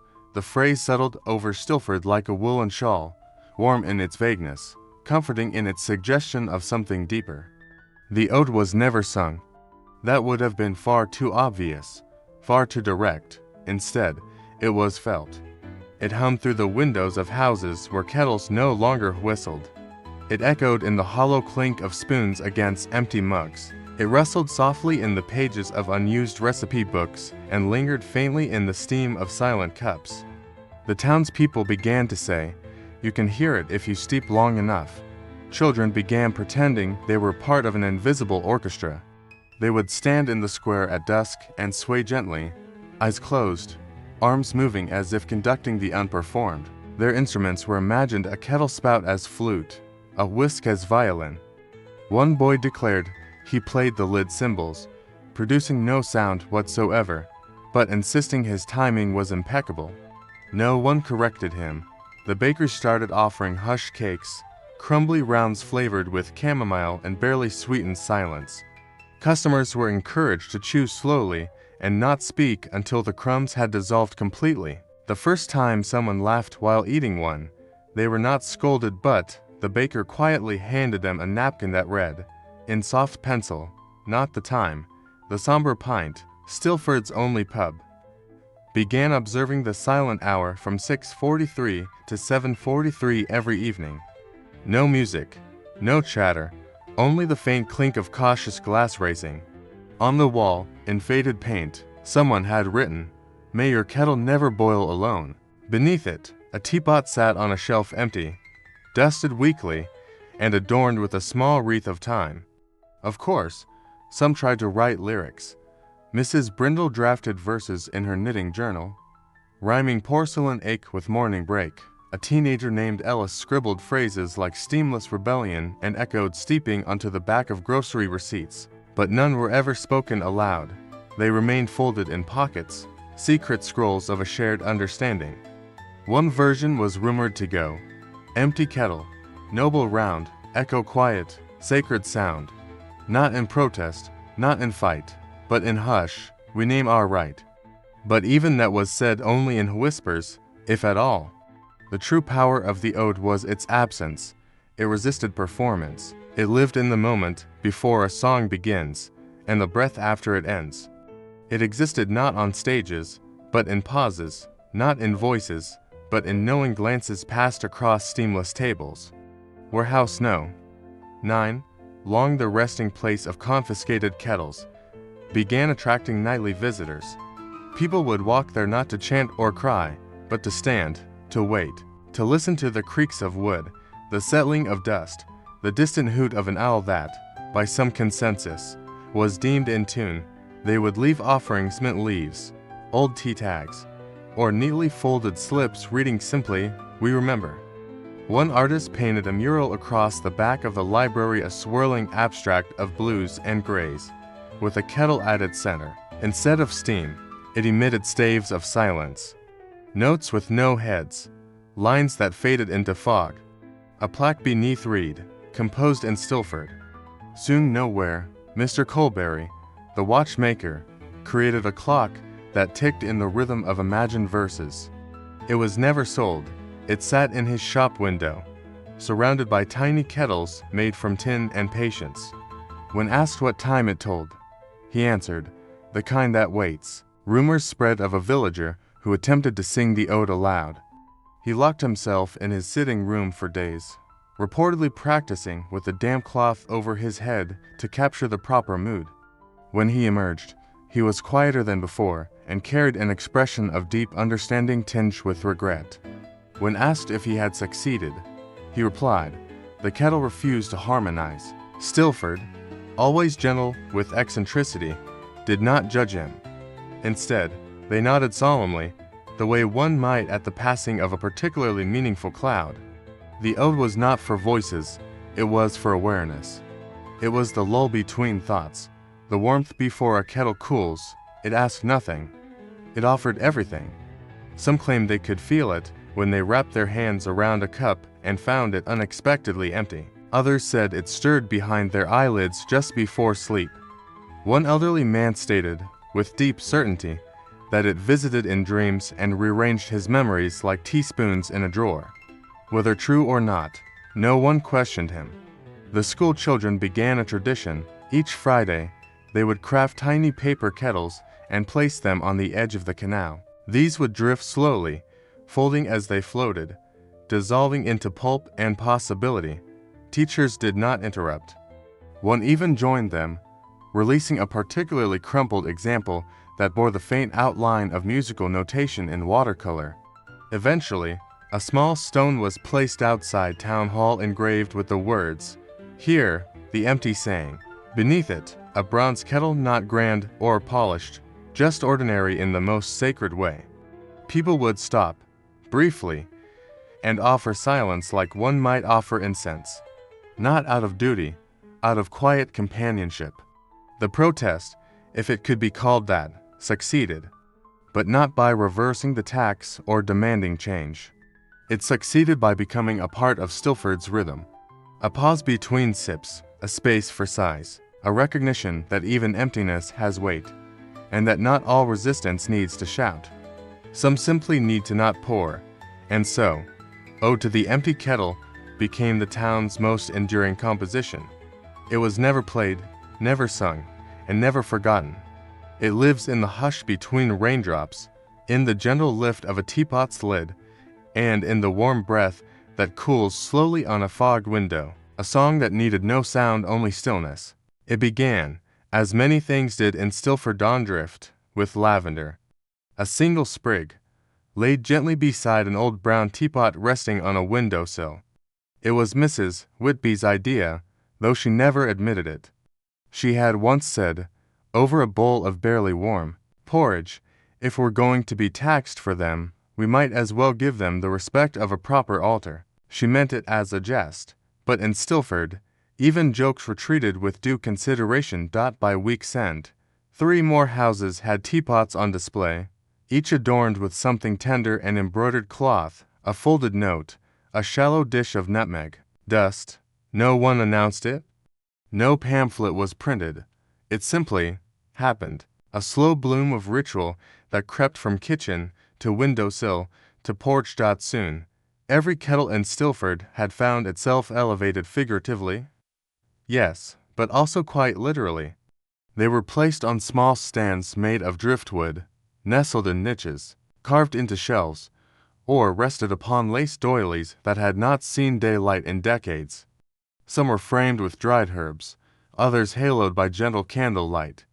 One was even flanked by 2 identical teaspoons standing upright in a bowl of lentils. For balance, the townsfolk began referring to them in softened tones.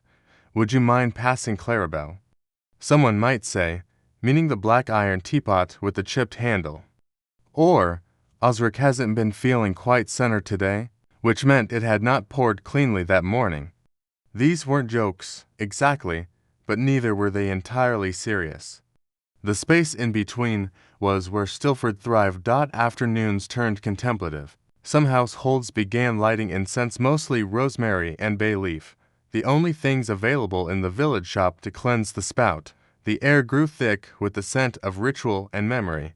A fine mist of meaning seemed to hang between houses, heavier than fog, but lighter than explanation. At the church, Reverend Elspeth was approached discreetly by 2 congregants who asked, with the utmost respect, whether it would be possible to include kettles in the weekly blessings, not, instead of the usual sermons, of course, just alongside. Elspeth, after a moment's pause and a sip from her own floral enamel kettle, nodded. In Stilford, we bless what brews peace, and so it was that one Sunday morning, without fanfare, she gently placed a silver teapot on the pulpit next to the hymnal. No mention was made, no liturgy altered. But the congregation sang softer that day, and someone swore the kettle gave off the faint scent of bergamot when the organ played. Across the town, small shrines emerged. Not grand or ornate. Stilford had no use for grandeur, but intimate.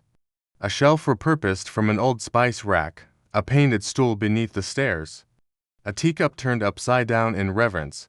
People began leaving offerings, worn bookmarks, ribbon, scraps, half-remembered haiku scribbled on napkins. The kind of things to soft for other altars. The children, ever attuned to the undercurrent of adult seriousness, took to building miniature temples from blocks and twigs. In one corner of the schoolroom, a tiny tea-house arose, guarded by acorn soldiers and draped in spider silk. The teacher, unsure what lesson it represented, allowed it to remain. Its history, one child explained. But gentle. No one declared the teapots holy. That would have been far too forward. But reverence seeped into Stilford like warm milk into bread. The kettles, once clattered carelessly, were now lifted with both hands. Lids were tipped with a slight nod, as though greeting something not entirely mundane. Steam was considered sacred. Even silence had gained ceremonial weight. The town's only librarian began a registry unofficial, of course, of notable teapots. She did not ask to catalogue them. People simply began describing their kettles in detail, and she wrote them down in a spiral-bound notebook titled The Vessels Among Us. Each entry noted spout curvature, history of ownership, and a general or ranked on a scale from mellow hum to dignified echo. Some claimed that dreams had grown richer since the sanctification began. One man reported a recurring vision of a vast plain dotted with ancient kettles, each larger than a house and humming with wisdom. Another said she dreamt of a conversation with a teapot that spoke in rhyme sighs.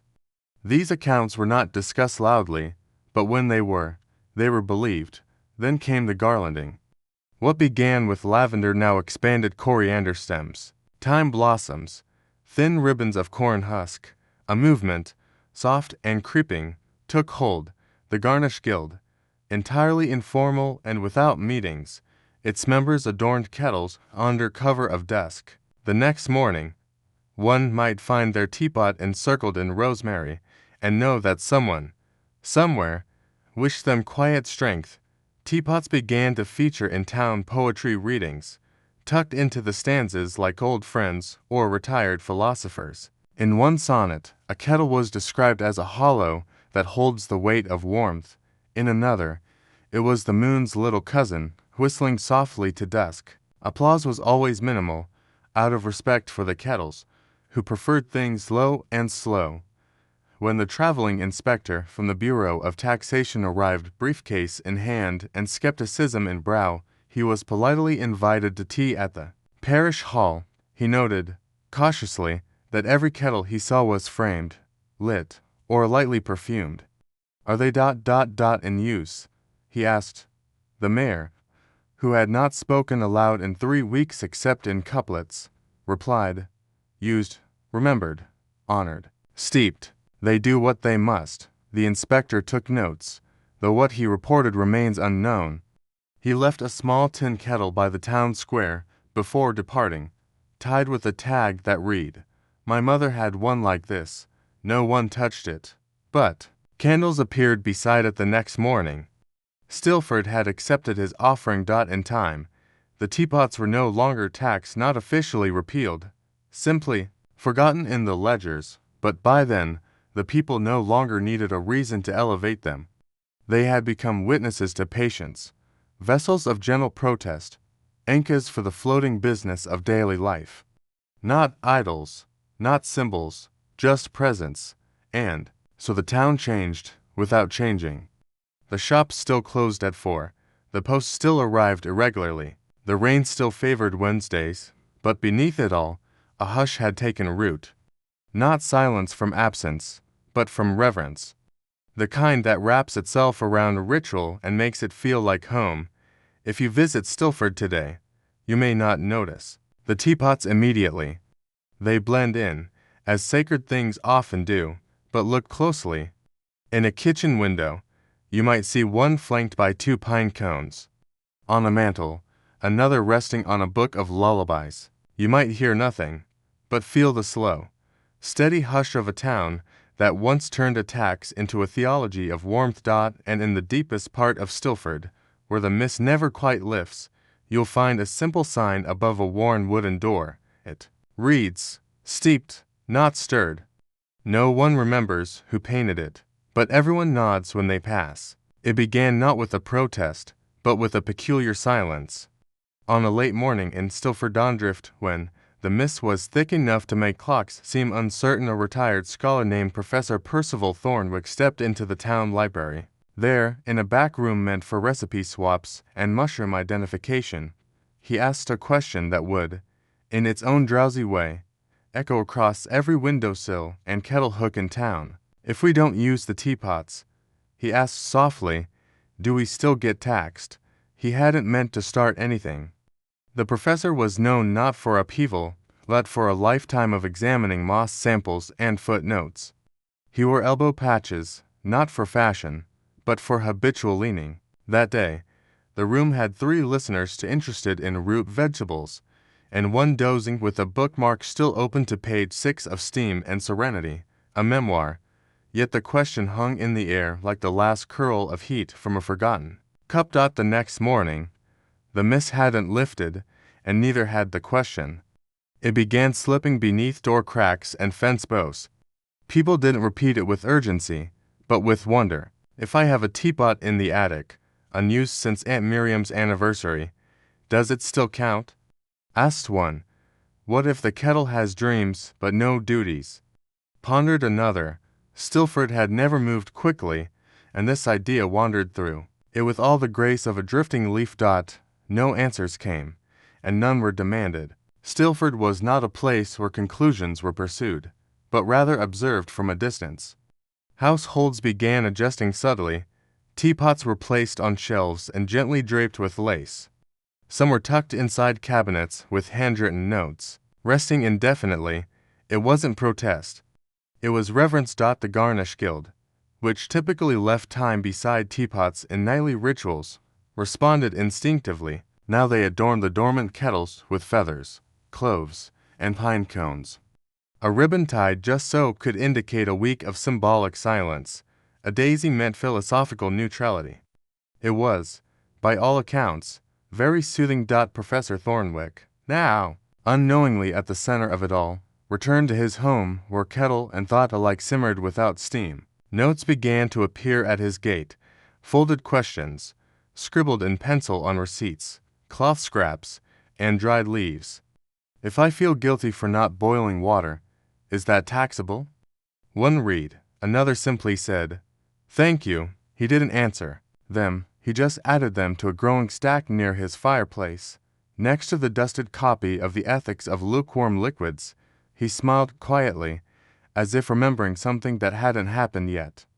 The town, meanwhile, continued its contemplation. A small section of the library was soon marked theoretical use versus presence. It contained mostly blank notebooks and a single copy of a misfiled weather almanac, but the space became a sanctuary. People sat in silence beside the shelves, sometimes staring into their empty palms as if cradling invisible teacups. One elderly woman claimed she smelled bergamot just from thinking deeply near the south-facing window. Children, always intuitive in matters of make-believe, started inventing games where teapots were portals. One boy swore that if you placed a kettle upside down and whispered questions, it would steep your wonderings overnight. No one dissuaded him. Wonder, after all, required space, not correction. Meanwhile, the Bureau of Taxation remained remarkably quiet. A single envelope arrived one morning with no return address. It was placed on the town hall's mantel and ceremonially unopened. Weeks later, it vanished entirely. Some say used as a bookmark, others believe it disintegrated under the sheer weight of irrelevance. Stilford shrugged and returned to its stillness. A town committee was assembled briefly, the Council of Intent and Dormancy. They met under a fig tree and discussed the metaphysical boundaries of an activity. Their conclusions were poetic, but inconclusive. If a kettle is unloved but noticed, is it absent? Was written in the margins of their notes, which were eventually hung in the bakery beside a raisin tart recipe.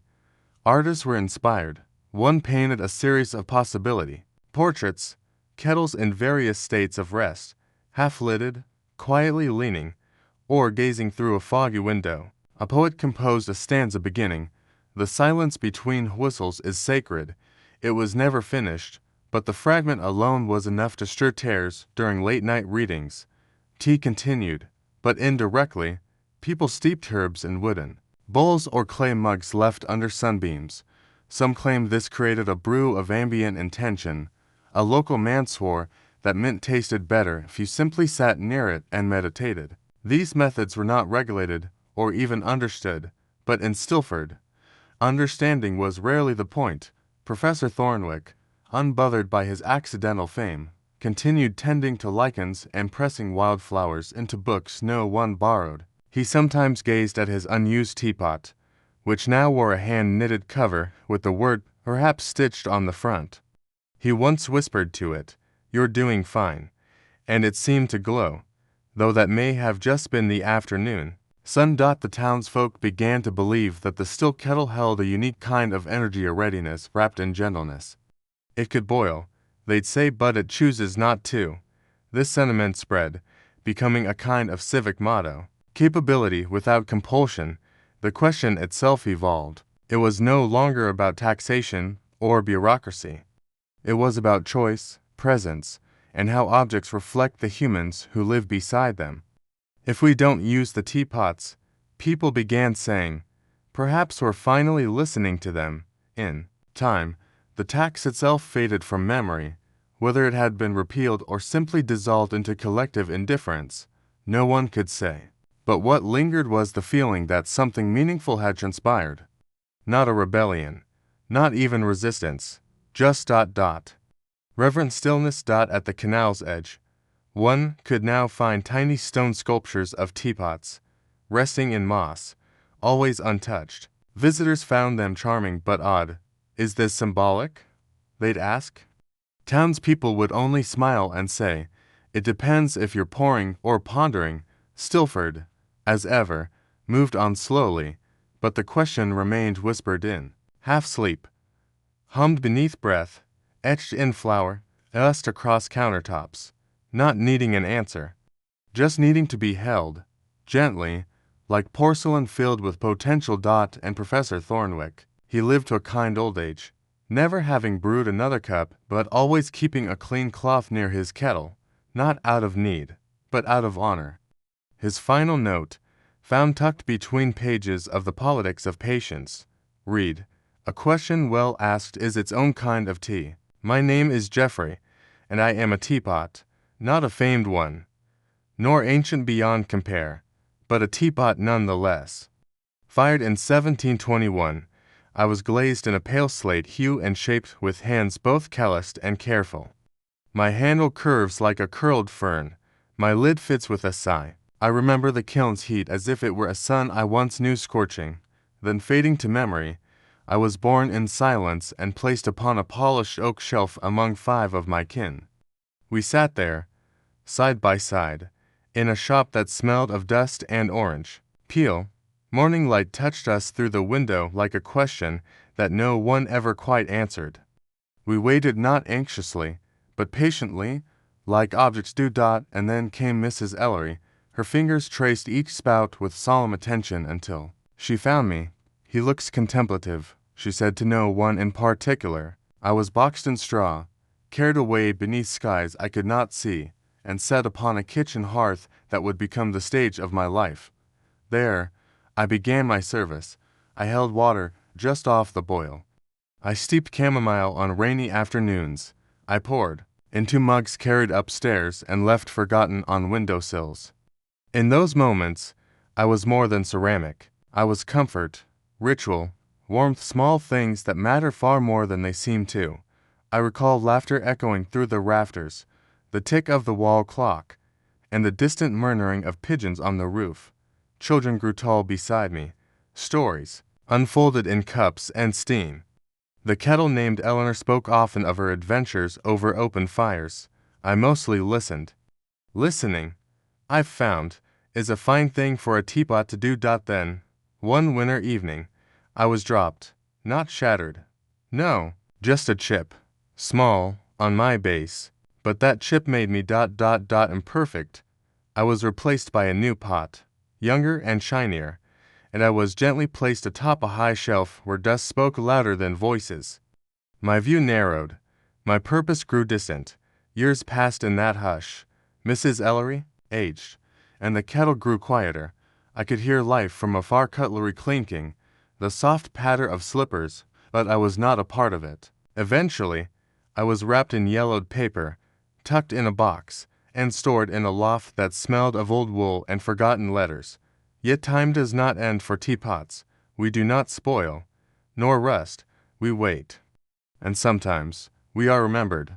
So it was. One spring day that light returned, a young man, perhaps a grandson, opened my box with gentle curiosity. Geoffrey, he read from the faded label. You look like you've seen things. I was brought to Stilford Dondrift, a town so tranquil that even its clouds seemed to drift in slow contemplation. I now sat upon a table beside a vase of wilted lavender and a stack of unread poetry. They did not use me for tea. Instead, they observed. They polished me. They placed candles nearby and spoke in soft tones. One woman said I had a kind face. Another called me the vessel of quietude. I had never heard those words before, but I held them as if they were tea leaves dropped into my center. I was no longer a tool, I was an emblem, a symbol, perhaps even an idea. And then came the windowsill, a new home. Each morning, the shutters opened with a creak and I was bathed in pale morning light. Garden herbs waved just outside the pane time, rosemary, mint. Birds traced lazy spirals above. Someone, an older gentleman, would pass by and say, "Good morning, Geoffrey." I liked that dot. He was not a man of many words, but he was a man of many silences, and those silences were spacious and kind. He would often sit beside me with a cup of something that wasn't tea. He would tap his fingers on the sill and stare out as if remembering something not yet remembered. Sometimes he spoke. He told me about moths, and the color gray, and how certain days seemed to fold in on themselves. He said I reminded him of a cathedral he once visited, because I carried stillness in my shape. I thought that was a compliment. I hoped it was. He began writing, slowly, on a notepad beside me. Words came like leaves falling one by one, without haste. The title, The Autobiography of Geoffrey. I wanted to laugh, if teapots could laugh, but it felt right. I had not served tea in decades, but I had witnessed. And witnessing, too, is a kind of life. I remembered things as he wrote. I remembered the heat of summer sunlight on tiled countertops, the way steam curled like calligraphy into the air, the sound of tears falling into tea, and the way I could offer comfort simply by being held. These were memories not of actions, but of presence. He called me a vessel for what cannot be spoken. That, I think, is the finest praise I've ever received. For what are we, if not the holders of things unspoken, of moments, gestures, glances, of the spaces between words that matter just as much as the words themselves? Now I sit, still unpowered, but not unused. I am part of the room's rhythm. I reflect candle light at dusk. I echo the hush of books being closed. I do not wish for boiling water or bustling hands. I wish only to remain to witness, to absorb, to be part of what slows the world down. Do I regret the chip? The years in the attic? Not anymore. Every pause has meaning. Every silence holds weight. Without those empty spans of time, I might not understand how full a still life can be. And Stilford, they say even the teapots dream. I'm not sure if I do, but I remember. And remembering, I've come to learn, is another form of dreaming, a slower one. One shaped like a curl of steam or the edge of an old saucer. So here I am, Geoffrey, once poured, now pondered, once a servant of tea, now a keeper of time, not retired, no, not that, transformed, transfigured, not forgotten. Never quite. If you ever pass by my window sill, feel free to nod. I'll be watching the wind fold over the mint and the thyme, and listening for that quiet that comes just after someone finishes a thought, because that, too, is something to hold. In the quiet corridors of the Ministry of Tea and Miscellaneous Implements, nestled somewhere between the Department of Spoons and the Archive of Left-Handed Forks, a clerk named Edmund Featherstone made a small, sleepy mistake. It was not his first, and it would not be his last, but this one would ripple softly through time in the way only an administrative error truly can. He meant to write TAPROOTS. As in, the deep-root structures of certain plants, as in, a proposed agricultural tariff designed to encourage the cultivation of shallow-root herbs rather than hoarding of root vegetables. But Edmund had had a rather long lunch and had been reading a poem about kettles. And so, in the official registry, he wrote TAPOTS. No one noticed. Or, rather, someone might have noticed, but it was a particularly breezy Thursday, and there had been a minor incident involving a misdirected shipment of ceremonial teaspoons. The clerk in charge of reviewing Edmund's forms simply sighed, rubber-stamped the line item, and moved on to investigating whether saucers should be considered taxable in pairs or singly, and thus the tax on teapots became law. Still for Dondrift, of course, did not receive this news with alarm. They did not even receive it with confusion.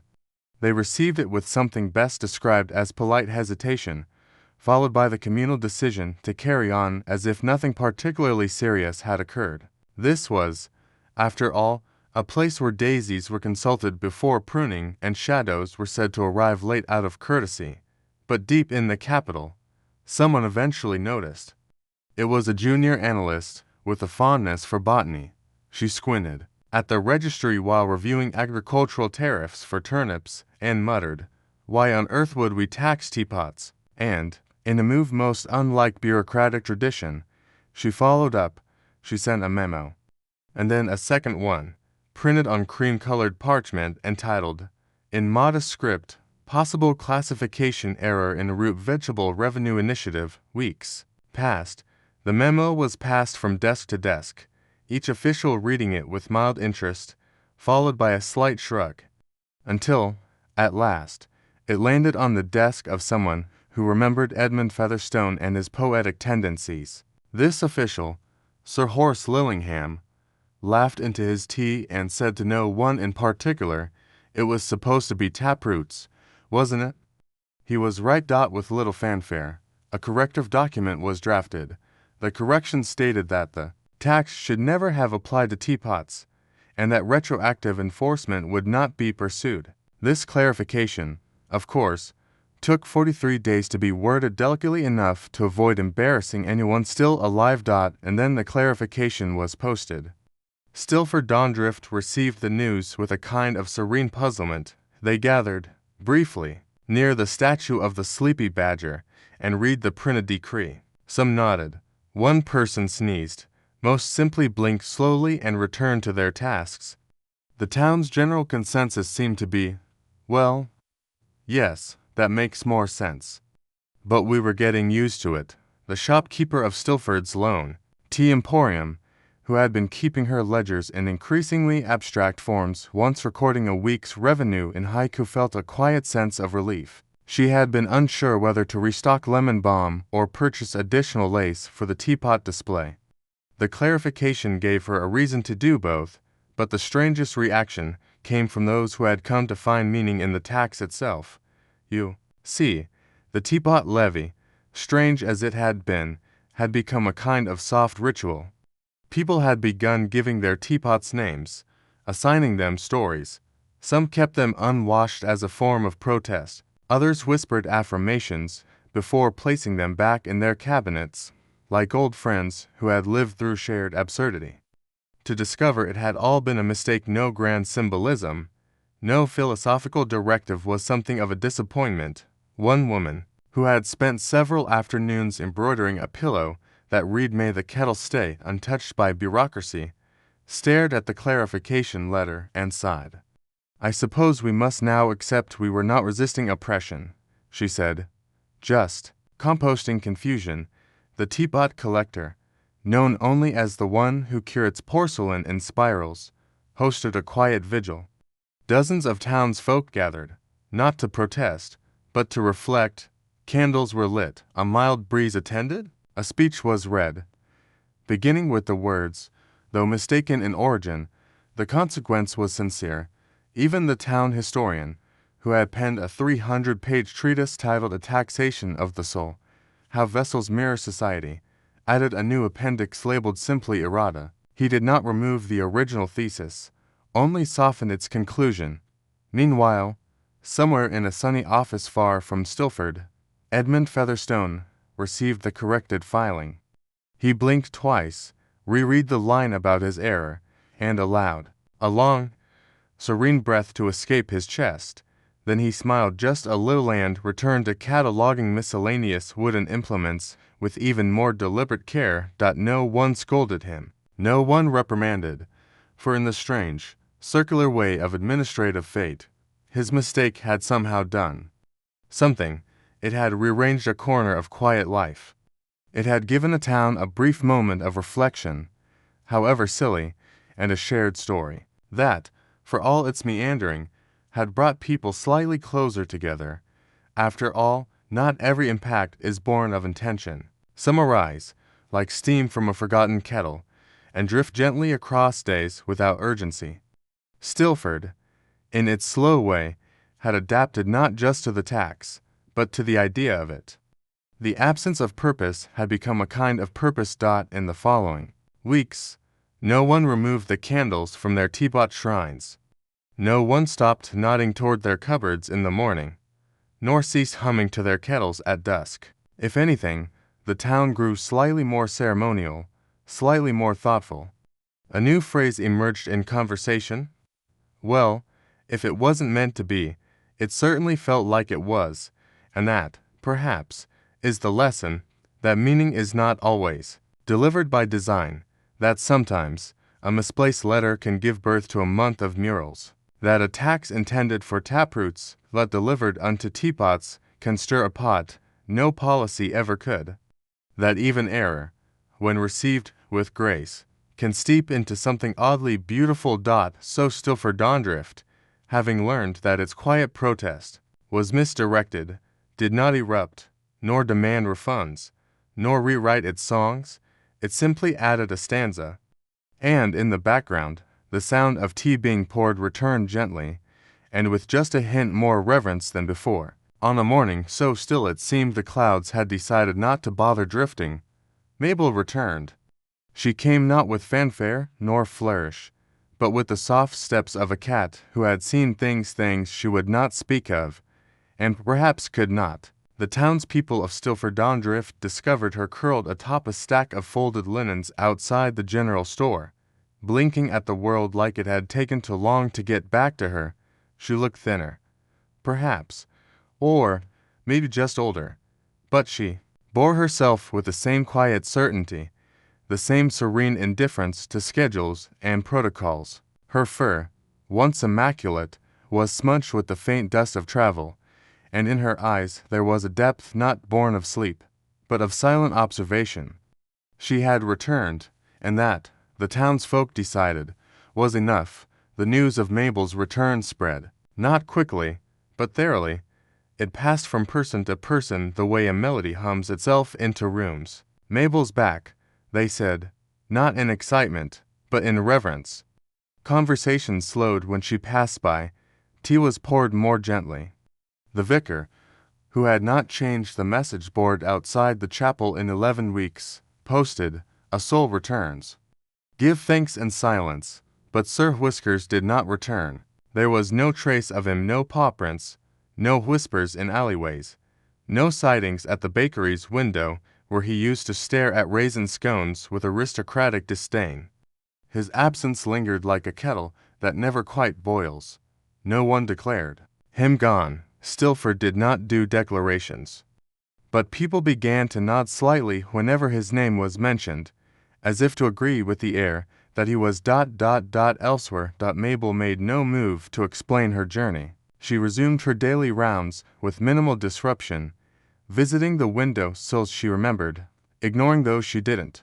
She napped on the stone bench near the herb garden, stretched beside the tea shop's door, and watched moths with the same meditative intensity as before. Yet, something in her gait had shifted, a slightly slower turn of the paw, a longer pause before leaping from wall to wall. Some said she looked haunted, others said she simply looked wiser. The children, of course, asked questions. Where did she go? Did she find treasure? Did she fight raccoons? Adults offered soft deflections.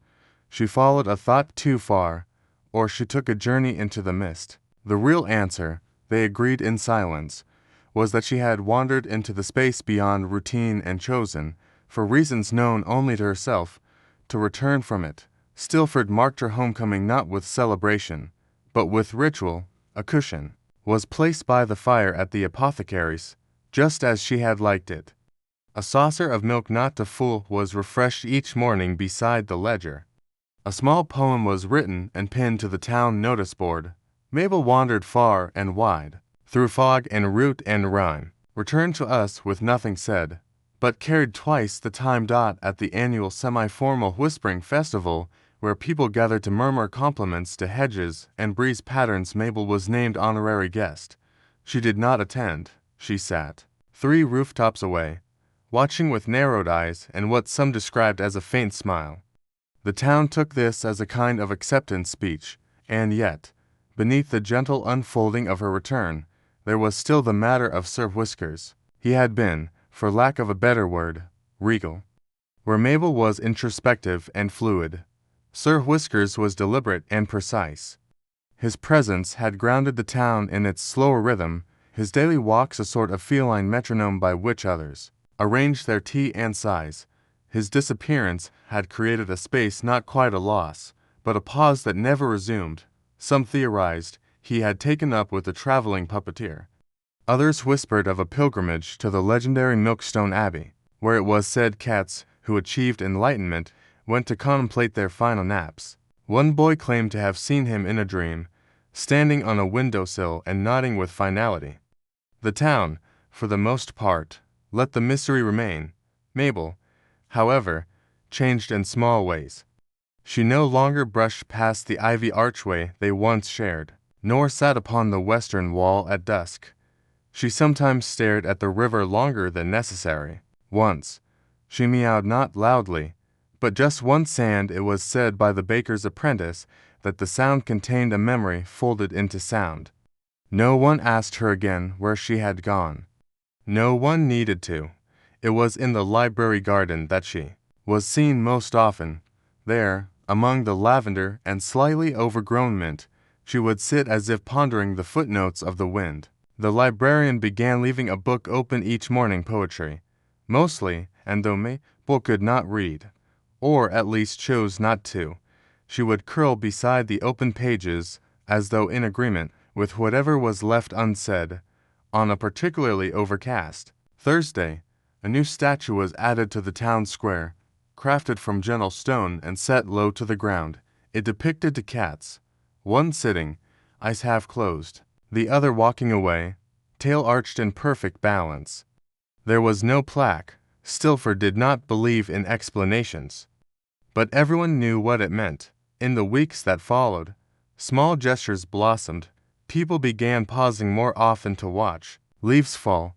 Children built small shrines from acorns and moss. The tea shop introduced a blend called the Return, which smelled faintly of sage and unspoken things. And when Mabel passed by, as she always did, she was greeted not with coos or calls, but with respectful nods, acknowledgments of someone who had left, seen beyond the map, and chosen to come back, not because she had to, but because something here still mattered. And that, perhaps, was the quiet revelation beneath it all, that in a world slowly unraveling itself in calendars and clocks, the most profound journeys might be the ones that begin without reason and end without explanation, that the act of returning, of coming back to the familiar with changed eyes, is a sacred ritual in itself. That absence, too, can teach. Mabel never changed her pace. She never meowed again in public, but in the hush of Stilford's late evenings, when lamplight spilled like tea over cobblestones, she became more than a cat. She became a kind of punctuation to the town's slow sentences, a graceful comma after the chaos of meaning. And as for Sir Whiskers, his memory lingered in dreams, in stories, in the space beside the fireplace where no one ever placed a new cushion. He had departed not tragically, but truthfully, and his departure, like his life, had been conducted in silence and with style. Some say he will return. Some say he has already returned, in spirit, curled quietly beside Mabel during one particularly foggy dusk. Stilford doesn't need to know for certain. The teapots continue to be polished. The herbs continue to grow. Mabel stretches each morning, in the same patch of sun she once shared with him. And when the breeze comes soft and thoughtful, the people of the town listen just in case it carries a purr no one can quite place. After all the letters, the shrines, the embroidered pillows, and the quiet vigils, something peculiar happened in Stilford Dondrift. Though the government had formally repealed the teapot tax, clarifying it had been an unfortunate linguistic detour, the townsfolk began to pay it anyway. Not under compulsion, nor confusion, but under something else entirely, an unspoken agreement that well, it felt right. They called it the contribution, not a tax, not quite, more like a ceremonial gesture and offering, if you will. Each household placed a small coin in a dish beside their most beloved teapot. Once a week, the coins were gathered by a newly formed volunteer group known as the Committee for Mildly Purposeful Funds, their motto. Because something happened, we ought to respond. The committee met on Wednesdays, precisely 15 minutes after dusk, under the gazebo that smelled faintly of lavender and furniture polish. They wore no robes, bore no emblems, and kept their minutes in a book titled Notebook of Gentle Intentions. There were no rules, save one. All decisions must be made in consensus, or else decided by tea-leaf interpretation. The collected funds, while modest, began to grow. Stilford, of course, had no need for extravagant projects. No clock tower cried out for bells, no fountains needed plumbing. So, the money found its way into peculiar endeavors. First, they purchased a dozen small ceramic tags labeled property of Stilford's mild curiosity. These were tied to teapots in public spaces, like the one in the post office window that had long since stopped pouring, but still seemed emotionally available. Then came the garden. Using part of the fund, the townspeople planted a small tea garden in the unused patch between the stationers and the lamppost that flickered only during philosophical debates. They chose not just traditional Camellia sinensis, but other herbs to lemon verbena, chamomile, catmint, so that every cup could carry a story, even if it never reached a tongue. The garden was watered irregularly, but tenderly. Volunteers rotated in shifts of mild forgetfulness, ensuring no leaf grew too proud nor wilted too soon. A sign was posted at the entrance, reading, "All steeping is sacred." People did not pick the herbs so much as ask them politely to be of use. Some said. The plants nodded in return. And then there were the scholarships. Well, not quite scholarships, more like philosophical grants for endeavors that seemed mildly worthwhile. Mrs. Peabody received 3 coins to develop her thesis on the sentient metaphors of teacup handles. A child named Elsie was given 5 coins to explore whether dreams become lighter or heavier depending on mug size. No one asked for results. That wasn't the point. The point was something else, something quieter, more nebulous, a shared acknowledgement that absurdity, when carried long enough, becomes tradition. That meaning can be cultivated like tea, steeped slowly, stirred gently, and never rushed. And so, each week, the dish beside each teapot filled again. Not always with coins, sometimes with dried petals, sometimes with promises. Some households began adding notes. Little slips of paper folded beneath the coins, containing statements like "I forgive the wind for forgetting me today," or "May the next cup taste slightly kinder." The committee collected these, too, and archived them in a wooden drawer labeled "To be remembered." Lightly, naturally, someone asked the inevitable question, what are we actually paying for? It was Mrs. Mildred, whose skepticism was less a sharp edge and more a slightly raised eyebrow. She asked the question not with annoyance, but with a soft curiosity, like someone turning over a stone, not to crush what lay beneath, but to understand its shade. The committee responded with a letter. It read, "Dear Mrs. Mildred, we believe we are paying for continuity, for the weight of shared ritual, and perhaps for nothing at all, which, in itself, feels very much like something." Mrs. Mildred read it twice, then nodded. "Fair enough," she said, and placed 2 coins in the dish beside her grandmother's iron kettle, which had not whistled since the year of the short summer, but still occupied the most honorable corner of her kitchen. Stilford continued as Stilford does. The breeze passed through hedges that whispered but never gossiped. The cat Mabel observed the proceedings with her usual distance, occasionally flicking her tail, and what might have been approval. People carried on paying the tax that wasn't, with a kind of devotion not born of law, but of affection. Eventually, the government noticed. A clerk in the Ministry of Unusual Feedback compiled a report titled Unexpected Civic Compliance in the Absence of Legal Obligation. It was sent up the chain, where it was received with a mixture of admiration and bureaucratic dread. "What shall we do?" someone asked. "Nothing," replied the Minister of Contained Oddities. "They've achieved something we have impunity, without complaint, and so, the state left Stilford alone, which was all the town ever wanted anyway." By the second year, a new phrase had entered local vocabulary: "I'll teapot it." It meant to contribute something small but meaningful to a shared effort. One might teapot a friend's bad day by leaving a biscuit near their doorstep, or teapot an apology with a quiet nod and the exact right temperature of tea. The phrase was never explained, it simply made sense. The children, naturally, turned it into a game. They hid miniature notes inside thimbles, marked with tiny cattle symbols. The adults pretended not to notice, but always found them, always smiled, and sometimes added tiny responses. The game became a ritual, the ritual became tradition. The tradition, somehow, became history, which brings us here, to a town that, once, upon a bureaucratic error, was taxed for its teapots. A town that responded not with outrage or protest, but with soft ceremonies and mild defiance. A town that, when told the tax was invalid, chose to keep paying anyway, not out of duty, but out of something deeper, a desire to preserve the quiet rhythm of a shared absurdity. Stilford -on-drift may never appear in bold on any map, but somewhere, in the hearts of those who've heard its tale, it lingers like the last sip of warm tea at twilight. Not loud, not remarkable, but deeply, comfortingly there. In Stilford-on-Drift, the concept of normal was never precise. It shifted like steam over a morning cup, visible, then vanishing, then somehow always returning. When the last murmurs of the Teapot Tax faded into the folds of town memory, no fanfare marked its end, no speeches, no scrolls.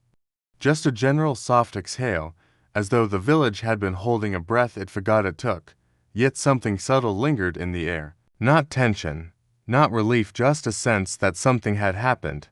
Perhaps it wasn't grand, perhaps it wasn't understood, but it had occurred, and Stilford, in its unhurried way, acknowledged it not by changing course, but by letting its path settle into new grooves worn gently by repetition. The Committee for Mildly Purposeful Funds held one final official meeting. They gathered beneath the gazebo, where dust motes floated like lazy stars, and unanimously voted to dissolve themselves. The minutes recorded only this: "We have done something, we are not sure what." And that, perhaps, is enough. The ledger was closed, the chair cushions refluffed, and the wooden sign was quietly rebranded as the Gazebo of No Particular Urgency. Shrines to teapots remained, not out of doctrine or obligation, but out of quiet respect, each teapot, having once symbolized taxation and protest, now served as a reminder of shared absurdity. Flowers still appeared at their bases from time to time, lavender, mostly, and sometimes dandelions collected by children with names like Ellis or Nora or Wisp. A strange kind of holiday was born, Teapot Day, marked on no official calendar, arrived each year in different ways. Some would steep a cup outdoors in silence. Others would write letters to inanimate objects. The library stocked extra bookmarks shaped like kettles, and a few townsfolk simply looked up at the clouds and whispered, "Still warm," as if answering a question only they had heard. The lamppost that flickered during philosophical discussions still flickered. The postmaster still lost half the mail and delivered the rest with proud ambiguity. The baker returned to sculpting loaves into symbols, swirls of hesitation, spirals of continuity. And somewhere near the edge of the garden, a small wooden sign appeared, meaning not guaranteed, but gently attempted. The children played a new game. They called it tax or not. One child would point to an object, the sky, a pebble, the wind, and the others would vote silently by blinking. One blink meant tax it, two blinks meant let it be, and no blink at all meant, we have not yet considered the implications. It was a favorite during long walks or moments of waiting. No one declared winners, because the game wasn't about answers. It was about observation, and how looking at something closely enough could make even the ordinary shimmer with importance. A teacup on a windowsill, a crack in a tile, the exact angle of a dozing cat's tail, all became worth pondering, if only for a breath or two. Mabel, naturally, remained at the center of these observations. She had resumed her silent dominion, traveling from rooftop to garden bench with the slow precision of a creature who knew the weight of pauses. Her journal, though only one sentence long, had inspired over 14 local essays, to musical compositions, and a small, largely unread novella entitled The Steam Remembers. A new phrase entered Stilford's vocabulary, full kettle energy. It referred to a kind of peaceful readiness when someone stood with purpose, not haste, or waited without agitation. You might hear it at the grocer's.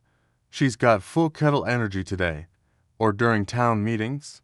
Let's bring this to a gentle boil, shall we? No one needed to explain.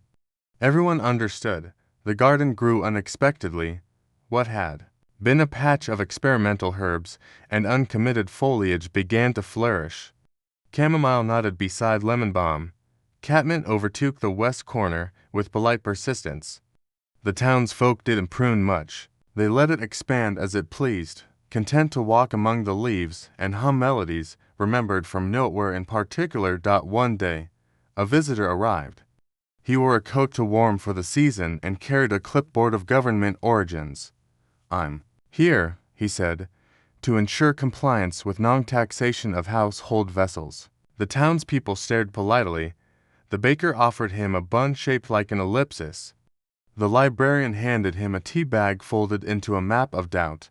He left shortly thereafter, saying only, "Right? Yes." Well, his report was filed in a folder, labeled Civic Mysteries. Benign. It gathered dust next to similar entries. The town that applauded whined, the village that refused to name Tuesdays, and Barnaby on the Moor's annual festival of almost. The historian revised his notes once more. His final manuscript, bound in soft blue cloth, opened with the sentence, "In 1743, something peculiar happened, and nobody ever really recovered in the gentlest, most forgettable way." It was published locally, shelved in the section called Speculative Local Realities, and quickly became the most borrowed book never quite finished. Stilford didn't celebrate the end of the Teapot saga. It didn't commemorate it, either. It absorbed it, like the land absorbs rain that doesn't ask to be noticed. Life simply continued, not untouched, but not disturbed. People resumed their habits, only now with slightly longer pauses, slightly softer tones, and a shared understanding that stories don't always need conclusions. In fact, sometimes the best stories curl back into themselves, like a ribbon left in a drawer, like steam fading against glass. The Teapot Tax had started as a clerical error, grown into a cultural phenomenon, and dissolved into a communal murmur. And somehow, through all that, it had left Stilford slightly more itself than before. And so, they decided to write it down. Not in a scroll or decree, but on a napkin pinned to the community board beside the post office. It read, "Let us agree, perhaps just this once, that we will remember what we forgot to understand. And if not that, at least the warmth of a good cup." Someone added, in smaller writing below, "And if not that, then the sound the kettle makes before it sings." Still for Dawndrift settled into the long exhale of late memory, a place where nothing quite happened, but everything mattered a little more than expected. The stones in the path had not moved. The cat still vanished now and then. The tea still cooled to fast. But something invisible had rearranged itself. In the town's Solan stayed. As evening fell, a breeze passed over the rooftops. In one window, a candle flickered beside a gently decorated teapot. In another, a hand hovered over a cup, unsure whether to sip or thus hold. And in the hush, between that decision, Stilford breathed its story one last time without hurry, without need, only presence. So now, as our quiet tale draws to a close, let us sit back and observe what remains. A tax on teapots, a notion so peculiar, So, impossibly mundane somehow bloomed into something larger than logic. It drifted through a town that never hurried, lingered in the folds of ordinary lives, and left behind not scandal or reform, but a gentle rearrangement of thought. Stilford Dondrift did not fight a revolution. It brewed contemplation.